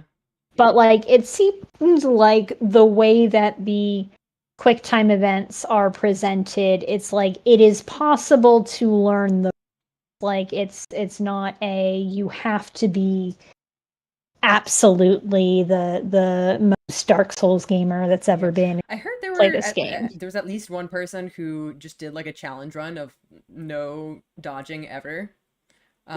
And just to prove that you can do it even if you are terrible at the gameplay. Um, Yeah. so it can be done, apparently. Yeah. Yeah, and that's the other thing. The quick time stuff, it's like it changes damage done to enemies and damage done. There's still an absolute cap on how you do things. So yeah, it doesn't surprise me that somebody could play like could do the RPG aspects well enough Yeah. to not have to do the quick time events. Yep. Yep. I guess since we're So watching these like early bits, I also wanted to mention one of the things we've kind of talked about was just the opening to this game, which I think mhm, it just has such a good introduction. It's so strong. Like it just mhm. immediately draws you into this world and this situation. Um, Yeah. I don't know if we really start to get towards the end of this scene, I might stop it just so people can experience it for themselves, Mhm. the way it's meant to be experienced. Um, but yeah, it's really good. Yeah. Um, it just yeah, in general, is just so good at setting up those emotional moments. Mhm. Um, with just the writing and the character relationships and whatnot, and obviously just Mhm. the music and visuals, everything just kind of coming together into just a lot of really epic, really kind of hard hitting Mhm. uh, scenes. Yeah. Yeah. The enemy design is also really interesting. Like they've got a lot of very cool, like Oh yeah, there's some weird it stuff. never feels generic. Hmm.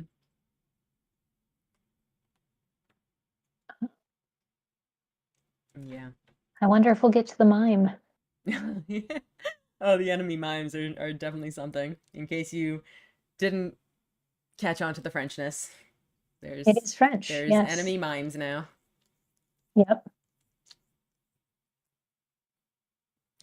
Yep. Um, yeah, I don't know. I feel like there's so much more to say about this game. Like we barely even scratched the surface. Um, But it's hard to say some of the yeah, I things don't want to without get into spoiling. spoilers, of course. Yeah. There are Yeah, lots certainly of big twists, lots of reveals like, and yeah, recontextualizations. exactly. It's one of those kinds of games where I think it's kind of clear from the beginning that everything is not as it seems. I mean, Hmm. I guess it is also kind of introduced as like we don't really know a lot about the Yeah. situation, and part of it is, going into the unknown and just trying to find Yeah, out it's what the heck like is happening. So you kind of know that you're in for a lot of crazy twists. It's just kind of set up that way. Like you're going to learn, earth-shattering things about this world and this whole premise and this paintress and whatever else. And I think yeah. those twists I think work very well. Yeah. It's like there's even just from this, there's a lot of elements of like this place is called Lumiere and you're like, why is it called that if there's the Eiffel Tower in the background? And it's like, shh, don't worry about it. We'll get to it. So you come in knowing there's a lot you're going to have to figure out. Yeah. So And if there's one thing I love, it's games that absolutely twist my brain into a pretzel. yeah, I it kind of seems like that's a running theme here. Yeah. Oh man, we haven't even talked about what was it? No case should remain unsolved. That was from last year. That was good at twisting your brain into a pretzel. I think that's where Brain I twist. coined that phrase. Um, Yeah. Good stuff. Yep. Um, yeah, I don't know. What else can we say about this game that's not like spoilery? Let's Yeah, I mean, see. good art, good characters, good gameplay.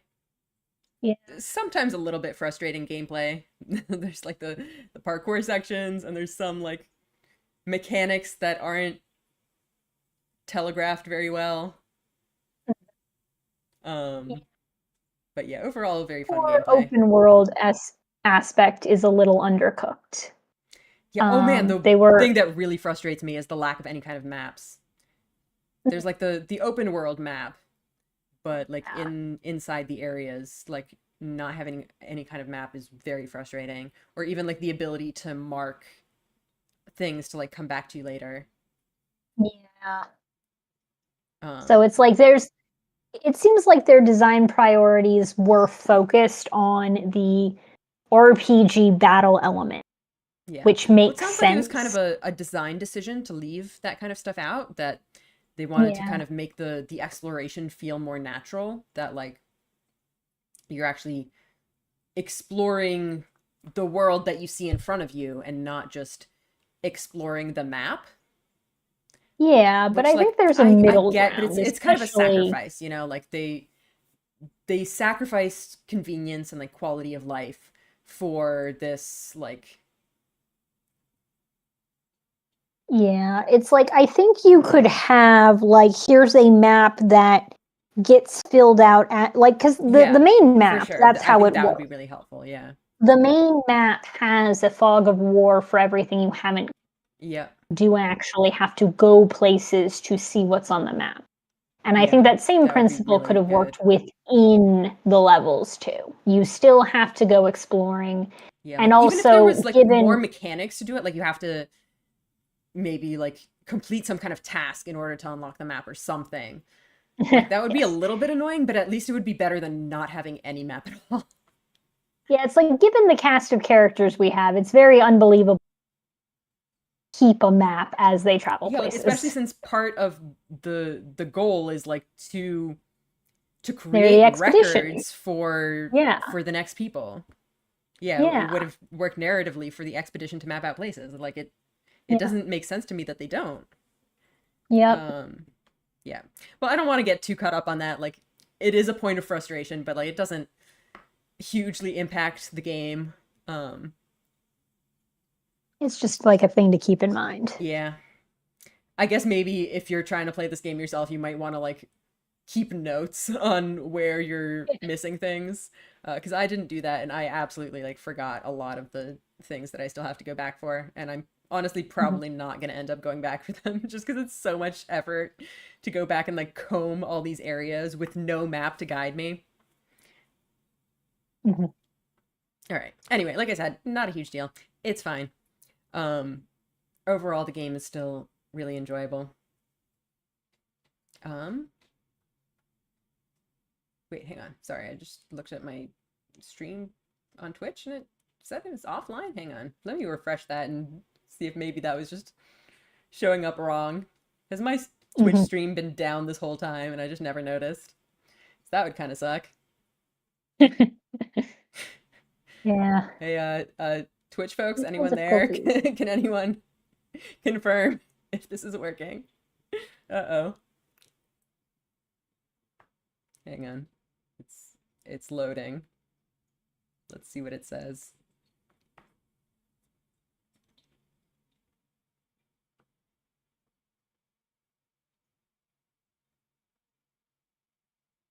Okay, what did it say? Okay, no, we're live. I think it's okay. Hooray. Okay, we're good. Yes. Um, So, yeah, I don't know what else to say about Expedition 33. It's just also super cool game.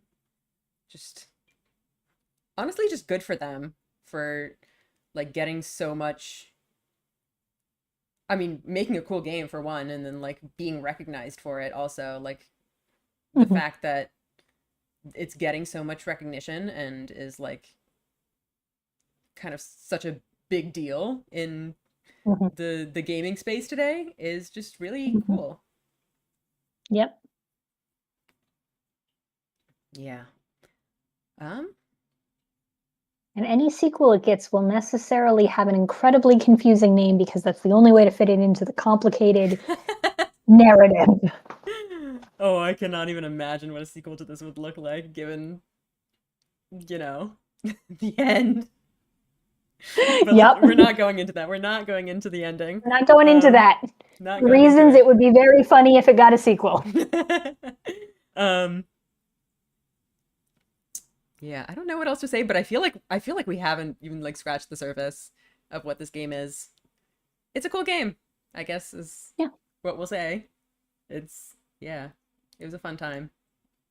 Um, Big game, fun game. yep. Uh, well, I guess we're caught up to the present. We just finished that last week. Um, so I guess I already mentioned we're going to be doing bonus streams for it next week. And then we'll be moving on to something else. Yep. So, I think what I am going to do is I'm going to turn that off. And I think let's take like a quick break and then we'll maybe take a look at what's coming up in the future. All right. All I'll right. be back in a few minutes. And then, yeah. All right. See you.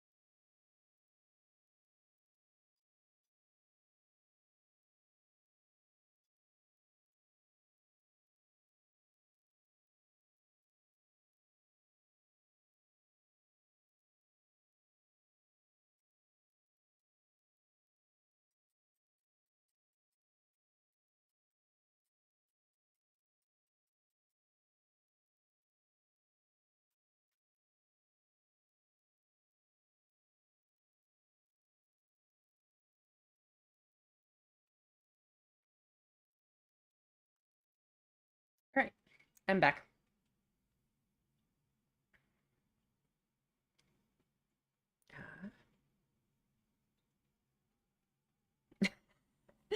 I hear a meow.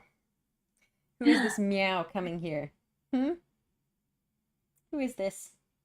The Come to floofy visit the one. stream. All right, so I wanted to take a look at more games that we have coming up.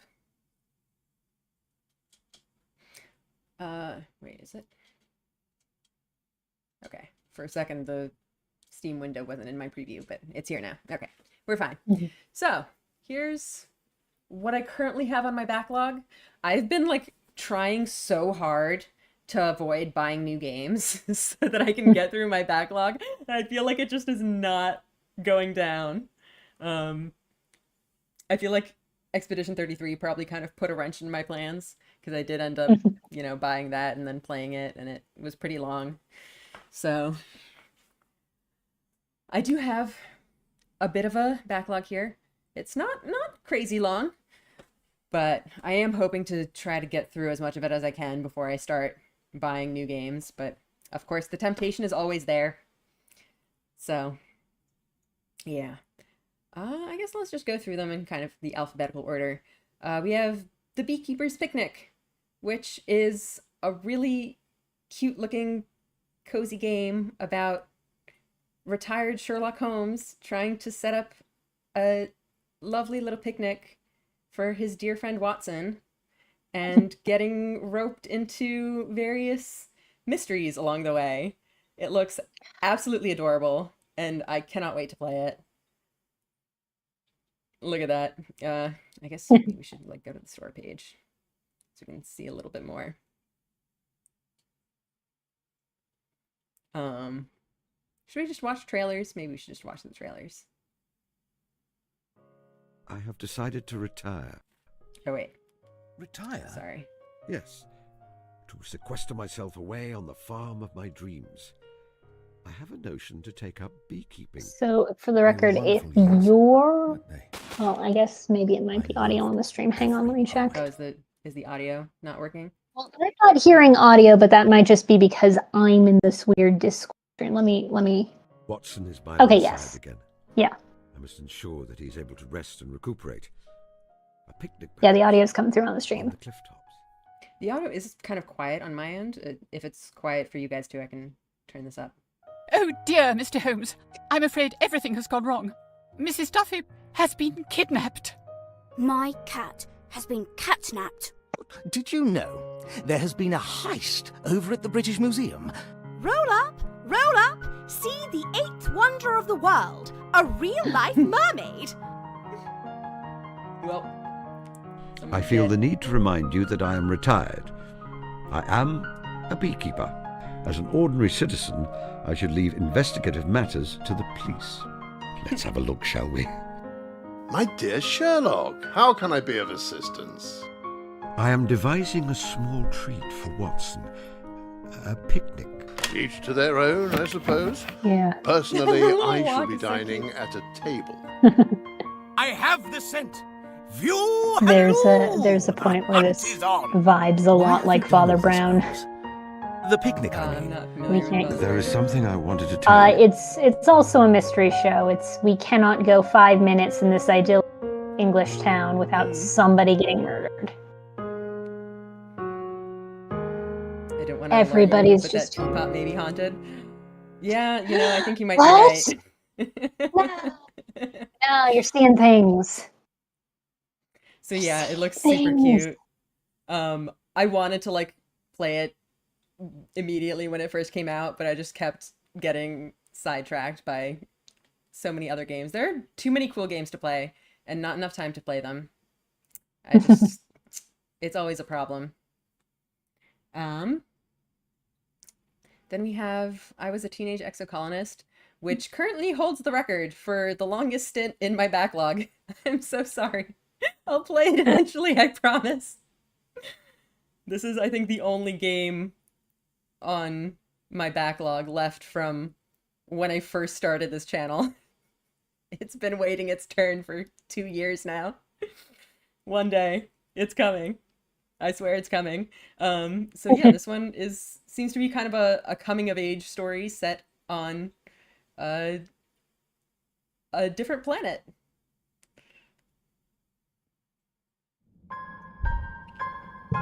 Are the trailers okay like this, by the way, or are they too small? Because I tried like full screening it, but I think I would have to change my display to make that work. So I hope they're okay in this small format.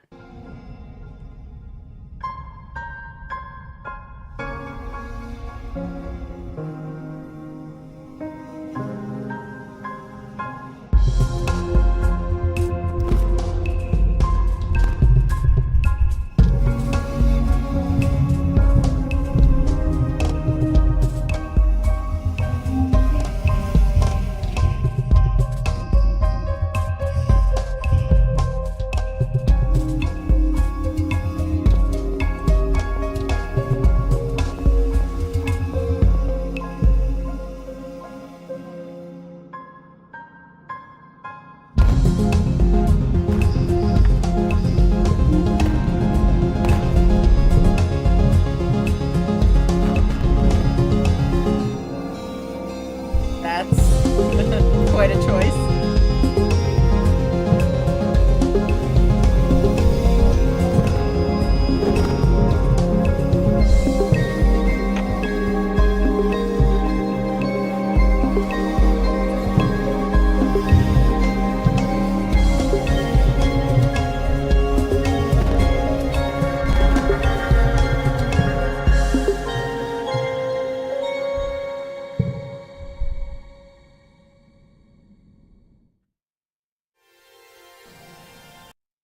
So yeah, looks really cool. I am very excited for it, but there's always something else. I'm sorry. Its turn is coming. I think part of the problem is that it's a little bit of a longer game compared to some of the others. So I just often just prioritize getting the small games in, just because I feel like, you know, for every long game I can play several short games. And it's just more game. But yeah, it's definitely, it's coming. I'm sure it's going to be very good, and I'm going to regret putting it off for so long, but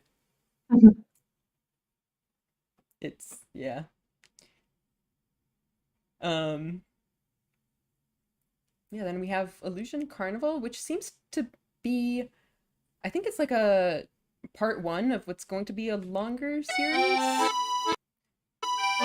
So this one, on the other hand, is a very short game, by my understanding. Uh-oh.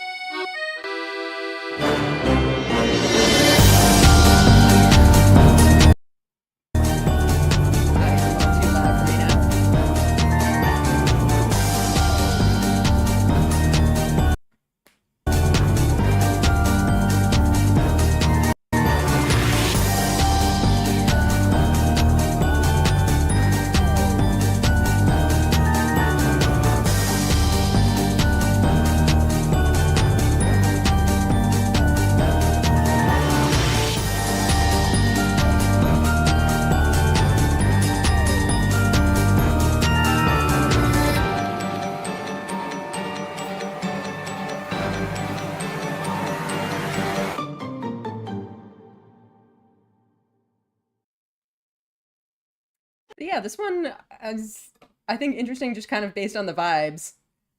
It just has this very vibrant sort of art style. And that kind of, you know, obviously the like dark carnival aesthetic. And yeah, I don't really know what the plot is, if any. It just seems to be kind of exploring this strange and whimsical place. But yeah, it just seems like an interesting world to explore. I don't really know what the status is of potential future entries. I do generally kind of try to stick to things that are more finished, but it seems like this works as a pretty good, just short standalone little thing. So we'll check it out. Then we have Of the Devil, which I'm also super excited for. This is another kind of detective-y game, this time in this like cyberpunk dystopia.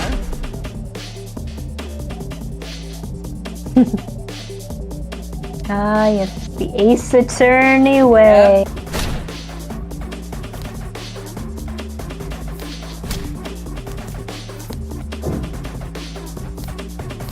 We have gambling. Ace Attorney with gambling. Yes. That was the thing Ace Attorney was missing, if we're being Of honest. course. Phoenix Wright didn't stumble into a casino and lose his life savings. Okay, I mean, to be fair, they do actually have gambling in the sequel. That's a prominent part of game 4, so...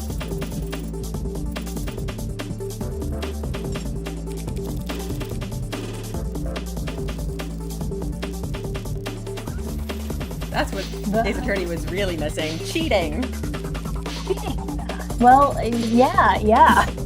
The dark age of the law. The Dark Age of the Law.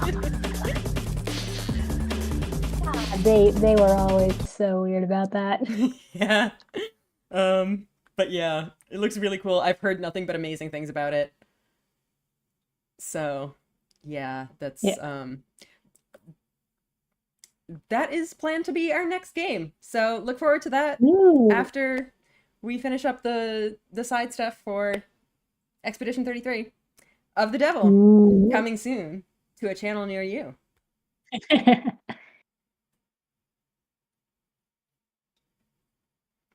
Then we have Return of the Obra Dinn, which is also sort of a mystery game where you are on a ship and trying to figure out what happened to the ship and all of its passengers. I did actually wonder how linear it is considering the gameplay choices. Yeah, I don't know. I guess we'll find out. So for Return of the Obra Dinn, I did actually try to play it before, but unfortunately I had technical issues and I ended up having to drop the playthrough. Since then, I have upgraded to a Steam Deck. Back in those days, I was literally just streaming and playing the games from a regular old laptop. So I had very, very limited resources. Return of the Obra Dinn is so good. Yeah, it was really fun from the first, like, I played, what, like half an hour or like an hour of it. Yeah, it looks really cool. So, now that I have upgraded my technology, I think we are ready to return to Return of the Obra Dinn. The return of the Obra Dinn. Exactly. It's an amazing, occasionally demanding puzzle. I hope you enjoy it a lot. Yeah, it definitely looks like it's right up my alley, so I'm excited for it. So we'll be attempting it again. I think, are the old videos still available? I think the first attempt I privated the video. The second attempt might still be up on my channel if anyone is interested in checking that out. But it was very, very scuffed. I think I probably will private it, at least when I start the new playthrough. I'm just going to start over from the beginning. It was fun, but the stream was not streaming.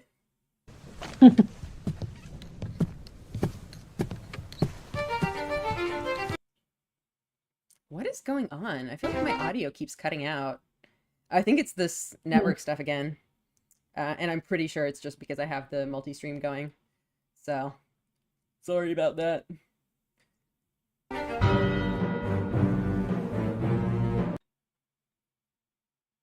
Oh no. The technical issues, they're following you. Yeah, it's this game. There's too many dots. There are too many dots, exactly. The art style is so cool.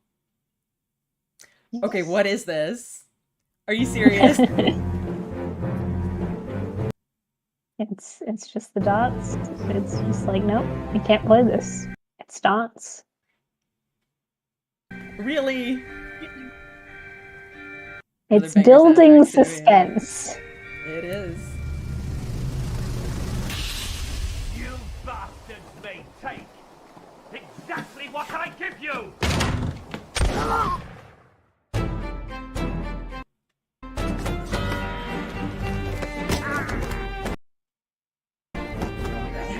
Come on before she kicks off.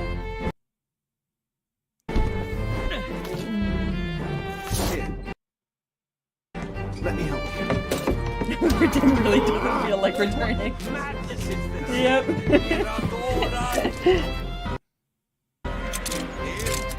Keep rowing! Where is it? Let them go!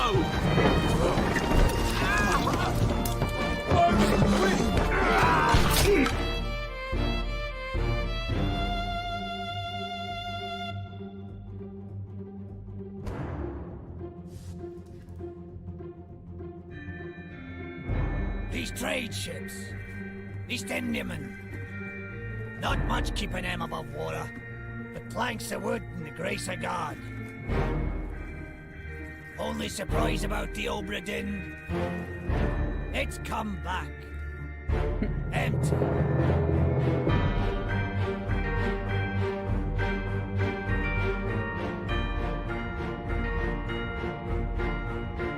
Is that the release date? Yeah, it's been out for a long time, huh?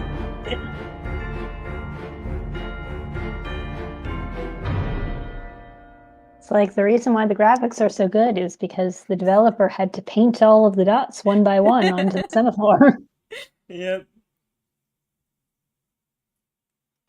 But yeah, definitely can't wait to get back to that. All right, we've got Scarlet Hollow, which, as I mentioned before, is by the creators of Slay the Princess.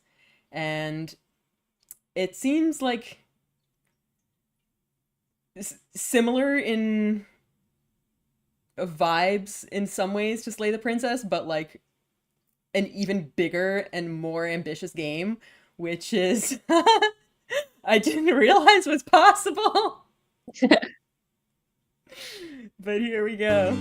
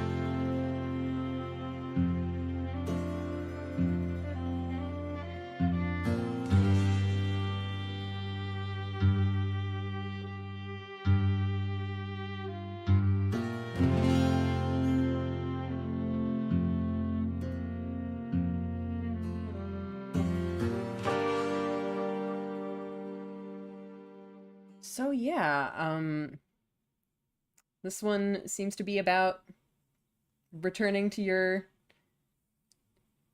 town that I guess, I don't know if the protagonist originally lived there or her family was from there or whatnot, and there's like weird shit happening there.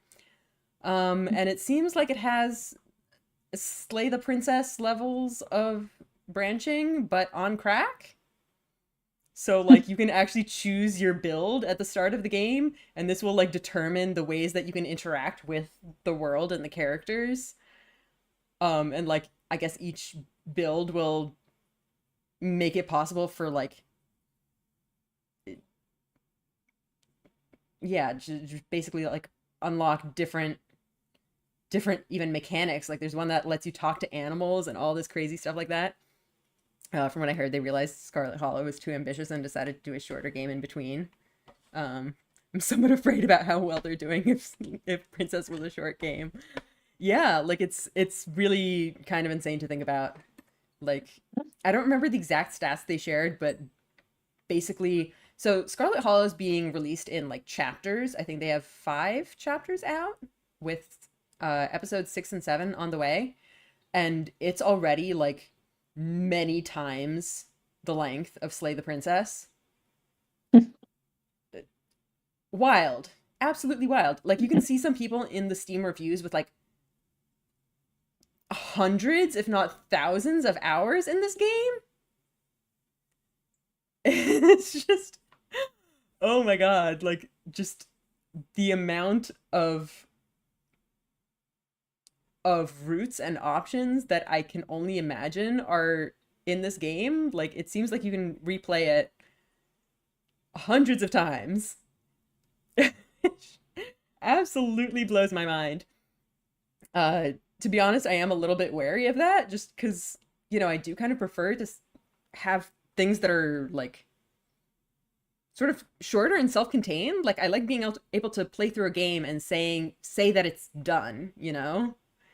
I don't necessarily love having to go back through something over and over and over, which, you know, obviously with something like Amaranthus, I, you know, didn't have any complaints about playing it over and over. And I think when I eventually get around to playing Scarlet Hollow and actually like get into it, I think I'm also going to be totally happy to, you know, check out all of the different, okay, maybe not all of the different routes because this one just genuinely seems overwhelming.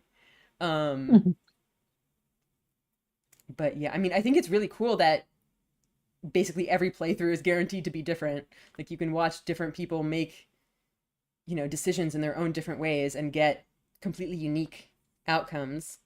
But yeah, on the other hand, if you want to even attempt to see all of them, was it choose your path through a branching narrative so dense that you'll see less than 1/5 of the game on a single playthrough? Honestly, this does not seem like an accurate estimate. 1/5 on a single playthrough seems very generous. I'm mulling over waiting until all episodes are out myself. See, that's what I was originally thinking. I actually ended up commenting on one of the devs' posts, and they were basically like, no, you should really like get into it now, because they kind of compared it to seasons of a show. Like, you kind of can play it like one season at a time and then like wait for the next season to come out. And there's apparently a pretty thriving community that'll like, you know, keep you going in the wait between episodes, and, you know, get to theorize on what's coming next and all of that kind of stuff. I do feel like with a game as dense and as just big as this, I would probably rather play it one episode at a time and just have some time to breathe in between. Just like, obviously I don't know 100% for certain, but from everything I've heard about this game, like it really does just feel like an overwhelming amount of content. Like, I don't know if I could do all of it at once. You know, if I do, I mean, I guess I do plan to end up streaming it at some point, and whenever that happens, I probably am going to split it up by episodes. I'm very bad with ongoing shows. I'm very inclined to binging things for sure. Like especially when it comes to games, I do generally prefer to play it kind of all in, not literally in one sitting, but you know what I mean. Just because, you know, you forget things and like, it's just, yeah, sometimes it's nice to binge something. But yeah, in this case, I think I probably will end up going episode by episode. Yeah. Although on the other hand, I feel like especially if you play one episode and then you replay that episode for different outcomes, I feel like that could get really confusing when you move on to the next episode, because you have to like remember which path you're on, essentially. I don't entirely know how that works for their in terms of, you know, the game mechanics. Like if you replay a specific episode, like how does that carry over into future ones? I guess you just, you know, have to, I mean, obviously you would have to continue from that one specific save of that particular route to then, I mean, I guess it makes sense that a single save would carry through all of the episodes. It's not like they're like separate games. They're just like separate chapters. I don't know. Anyway, I'm like excited but also nervous for this one. Just because it seems like so much.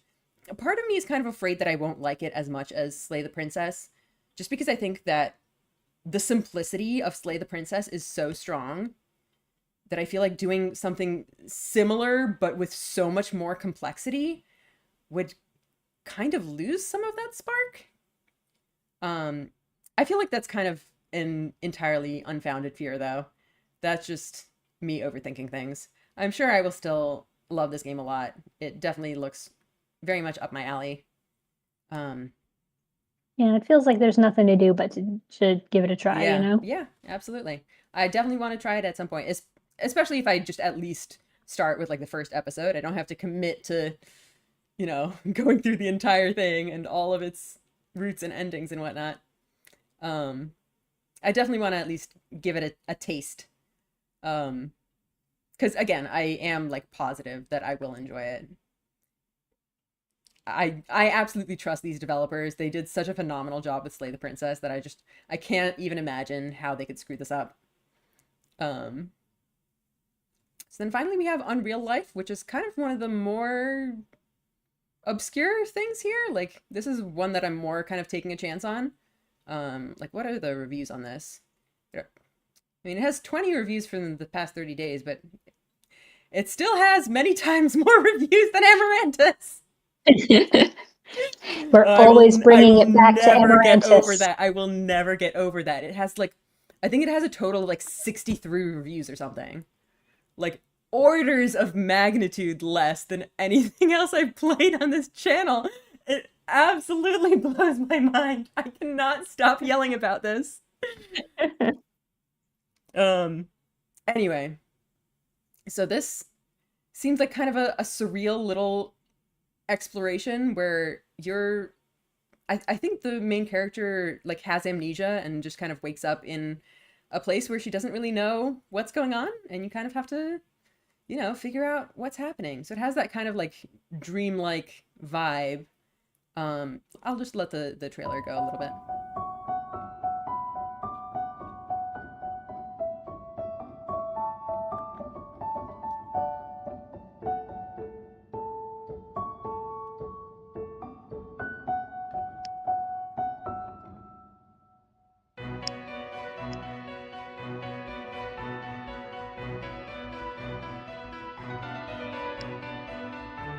This music, by the way, really cool.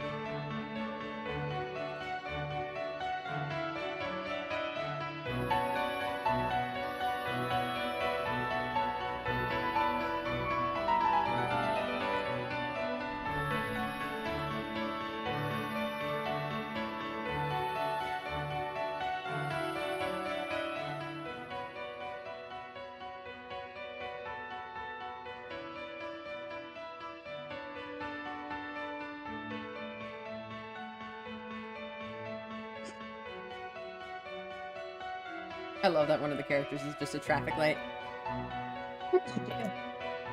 Beautiful.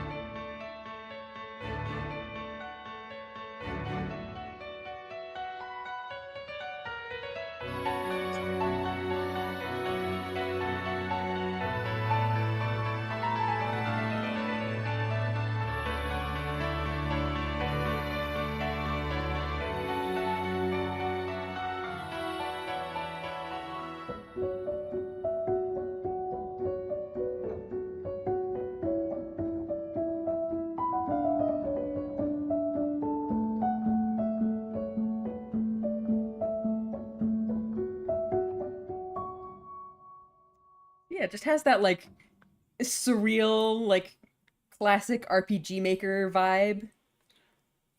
Reminds me of stuff like Yume Nikki and Amori and like One Shot.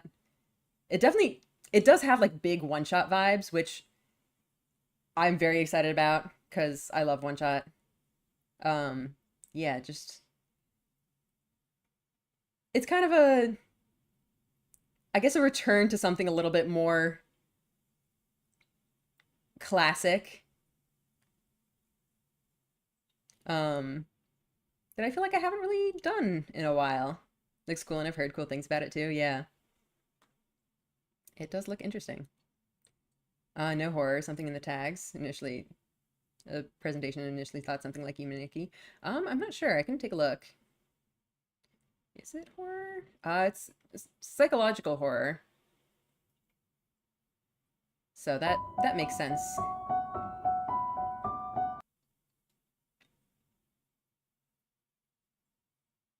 Yeah. So when did this come out? 2020. So it's not like old, but it's not super duper new. I definitely think it's taking inspiration from stuff like Yumaniki. Yeah. So that is coming as well. Ah, so many cool games, so little time. Yeah. It's a nice little variety you've got there. Yep. I can also take a look at my wish list too. It's not super late. We can maybe take a quick peek. Where even is that? Yeah. Just take a quick look. So I have the Scarlet Hollow demo, but I do plan to buy that at some point. We've got Bad End Theater, which is like a, how to say, it seems like kind of a short branching sort of path where you have these characters that have specific roles as like a classic story, like the hero, the damsel, the like overlord, and you can kind of decide how much they follow those roles and get various, presumably mostly bad ends. It seems to be more of a short one where you can kind of, I guess it's kind of a puzzle to figure out how to get to the less bad ends. We've got Perfect Tides, which is, it seems to be kind of just like a coming of age story of sorts about a girl who's like growing up on this island. It's like, I think like 2020s ish, like she's kind of the nerdy like fandom type, and it, deals with her relationships and communities and that kind of stuff. We got Later Alligator, which is, I guess, kind of a lighter, more silly entry here. It seems to be mostly focused on like going around playing various mini games, where the main premise seems to be that this little alligator guy is like either being targeted by the mafia or like thinks he is or something, and is like, trying to unravel whatever conspiracies are happening. There's Beacon Pines, which is like kind of a storybook vibe with these little animals and also like weird things happening in their little animal town. The Cosmic Wheel Sisterhood. I'm not going to go through literally everything on my wish list just because there's, I think, like 60 things on here. But yeah. We have to sit for a synopsis of all 60. We're not going through all of them. We've locked the tea shop doors. Nobody leaves. Yeah, nobody leaves. You're locked in here with me. Yeah, so this one has like, I think the mechanics are around like tarot reading, and just kind of, interacting with various characters.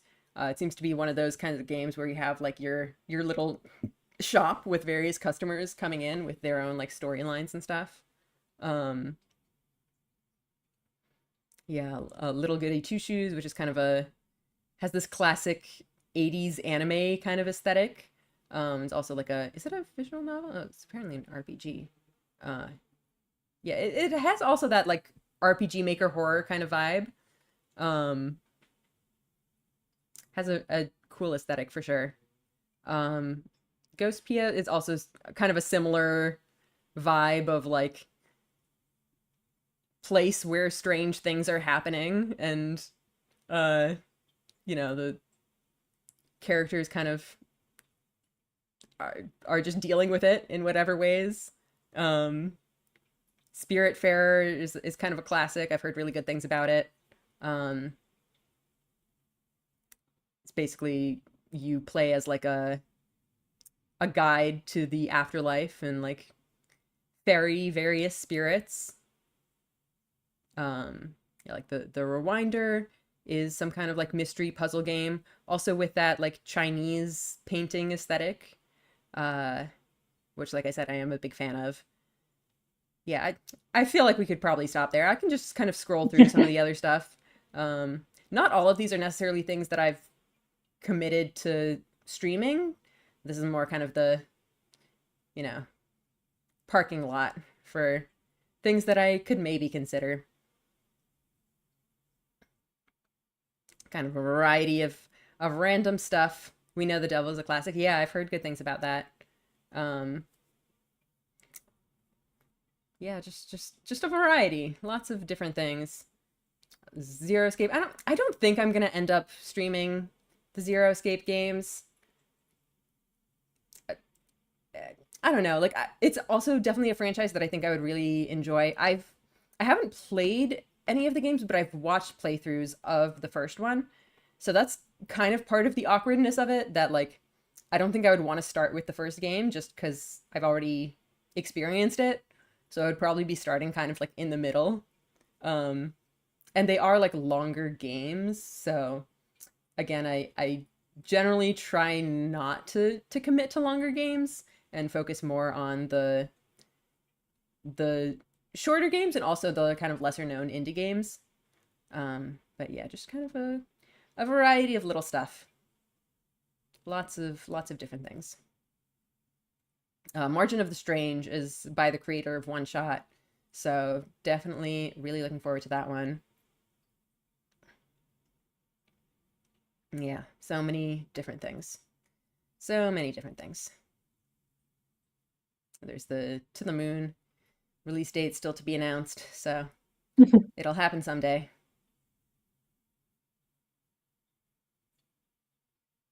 Yeah, just lots of various interesting indie games that I've been keeping an eye on.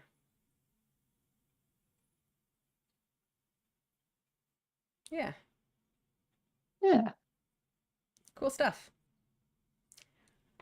And yeah, if you have any suggestions for like other games you want me to check out, feel free to let me know. I can't guarantee that I'll get to them, but I might at least toss them on the wish list. And from there, we'll see. Maybe they'll make it into the official backlog, and from there, maybe they'll make it into stream one day. But yeah, I feel like I already have like such an overwhelming number of games to get to. But, you know, I slowly make my way through. Have you played Outer Wilds? No, I have not. I have heard it's really good though. But I honestly know nothing about it. So I can't even really judge whether it's up my alley. But I've heard it's good.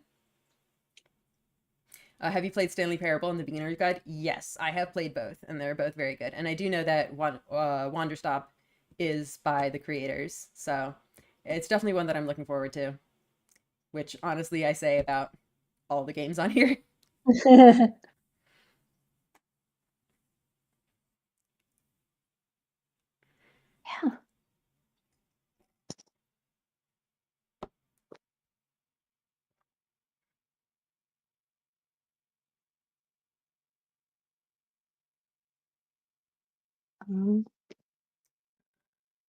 Second. And it was a space exploration game, yeah.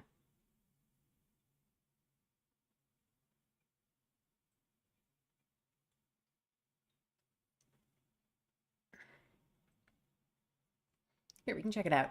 We can just like search the store, right? Can I search the store from here? Yeah, I think I can. Oh, come on. Let me type, please.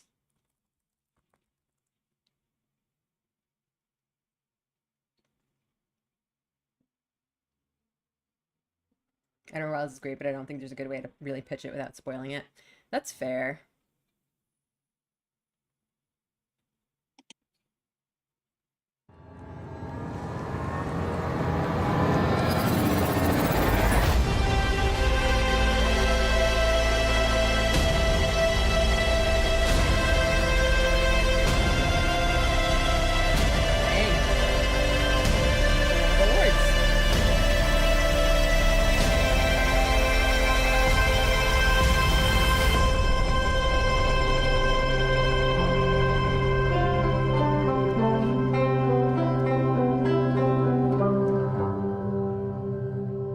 But most importantly, a marshmallow.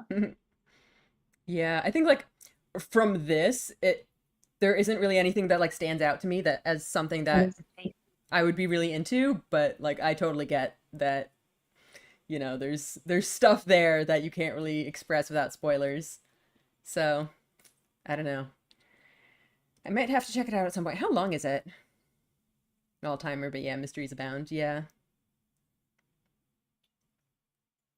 This is space. I think it's the kind of thing that I don't know if I would take a risk on if it's like longer, but if it's relatively short, I might try to check it out.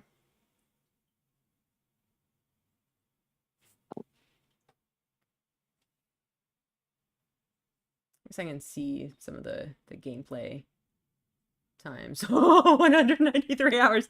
I don't know about that. Oh no.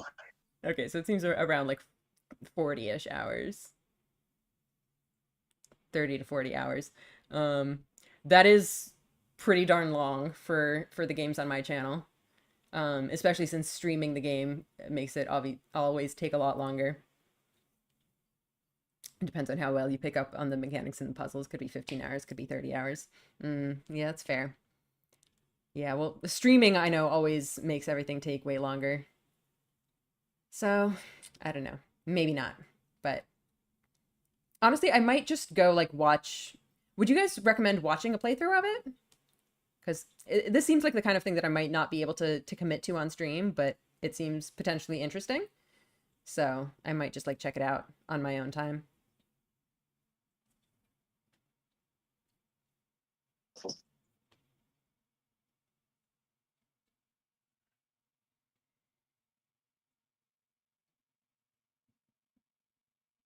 Yeah, some cool games though. Yeah. Lots to be excited about. It's always so frustrating to just have like look at all these cool games and not be able to immediately go and play them. I must exercise restraint. One day I will play them all. One day.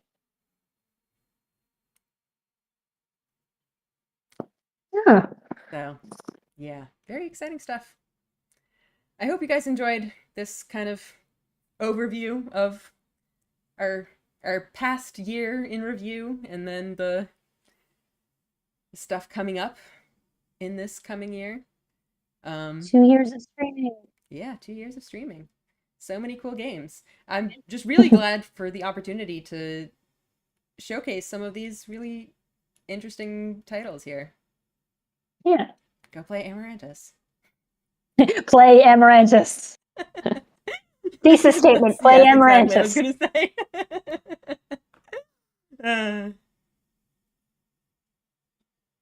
It's a game about unraveling mysteries, so maybe if there's someone on YouTube who's similar to you in approach to mysteries. Okay. It's the kind of game that really shows off the power of the medium. But sure, you could maybe just watch a stream if you don't have the time or inclination to play it yourself. That's probably what I'll end up doing. It does seem like a cool game, but maybe not for streaming purposes. I don't know. I feel like I have such limited time, both just free time and like stream time. Like I want to get to all of these so bad. I feel like I spent all of Expedition 33 being like, when will this end so I can get to Of the Devil? Like, don't get me wrong, I still like I enjoyed Expedition 33. I wasn't just like, you know, waiting for it to end, but there's always an aspect in these playthroughs of like me being just so excited to get to everything else, and I can't physically play them all at once, and it's just so tragic. I think that's a big part of why I'm so averse to the longer games, because I want to keep it going. I want to get to all of them.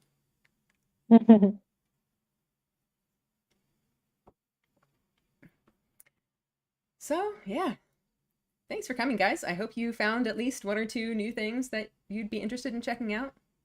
So, you know, I'm not too huge on like shilling my own channel or videos, so if you guys want, you can go watch my playthroughs, or you can go play it yourself, or watch someone else, or whatever you want to do. Just, you know. I just hope that you found something new that you can experience and enjoy. So, yeah. Thanks for being here. Thanks for supporting the channel.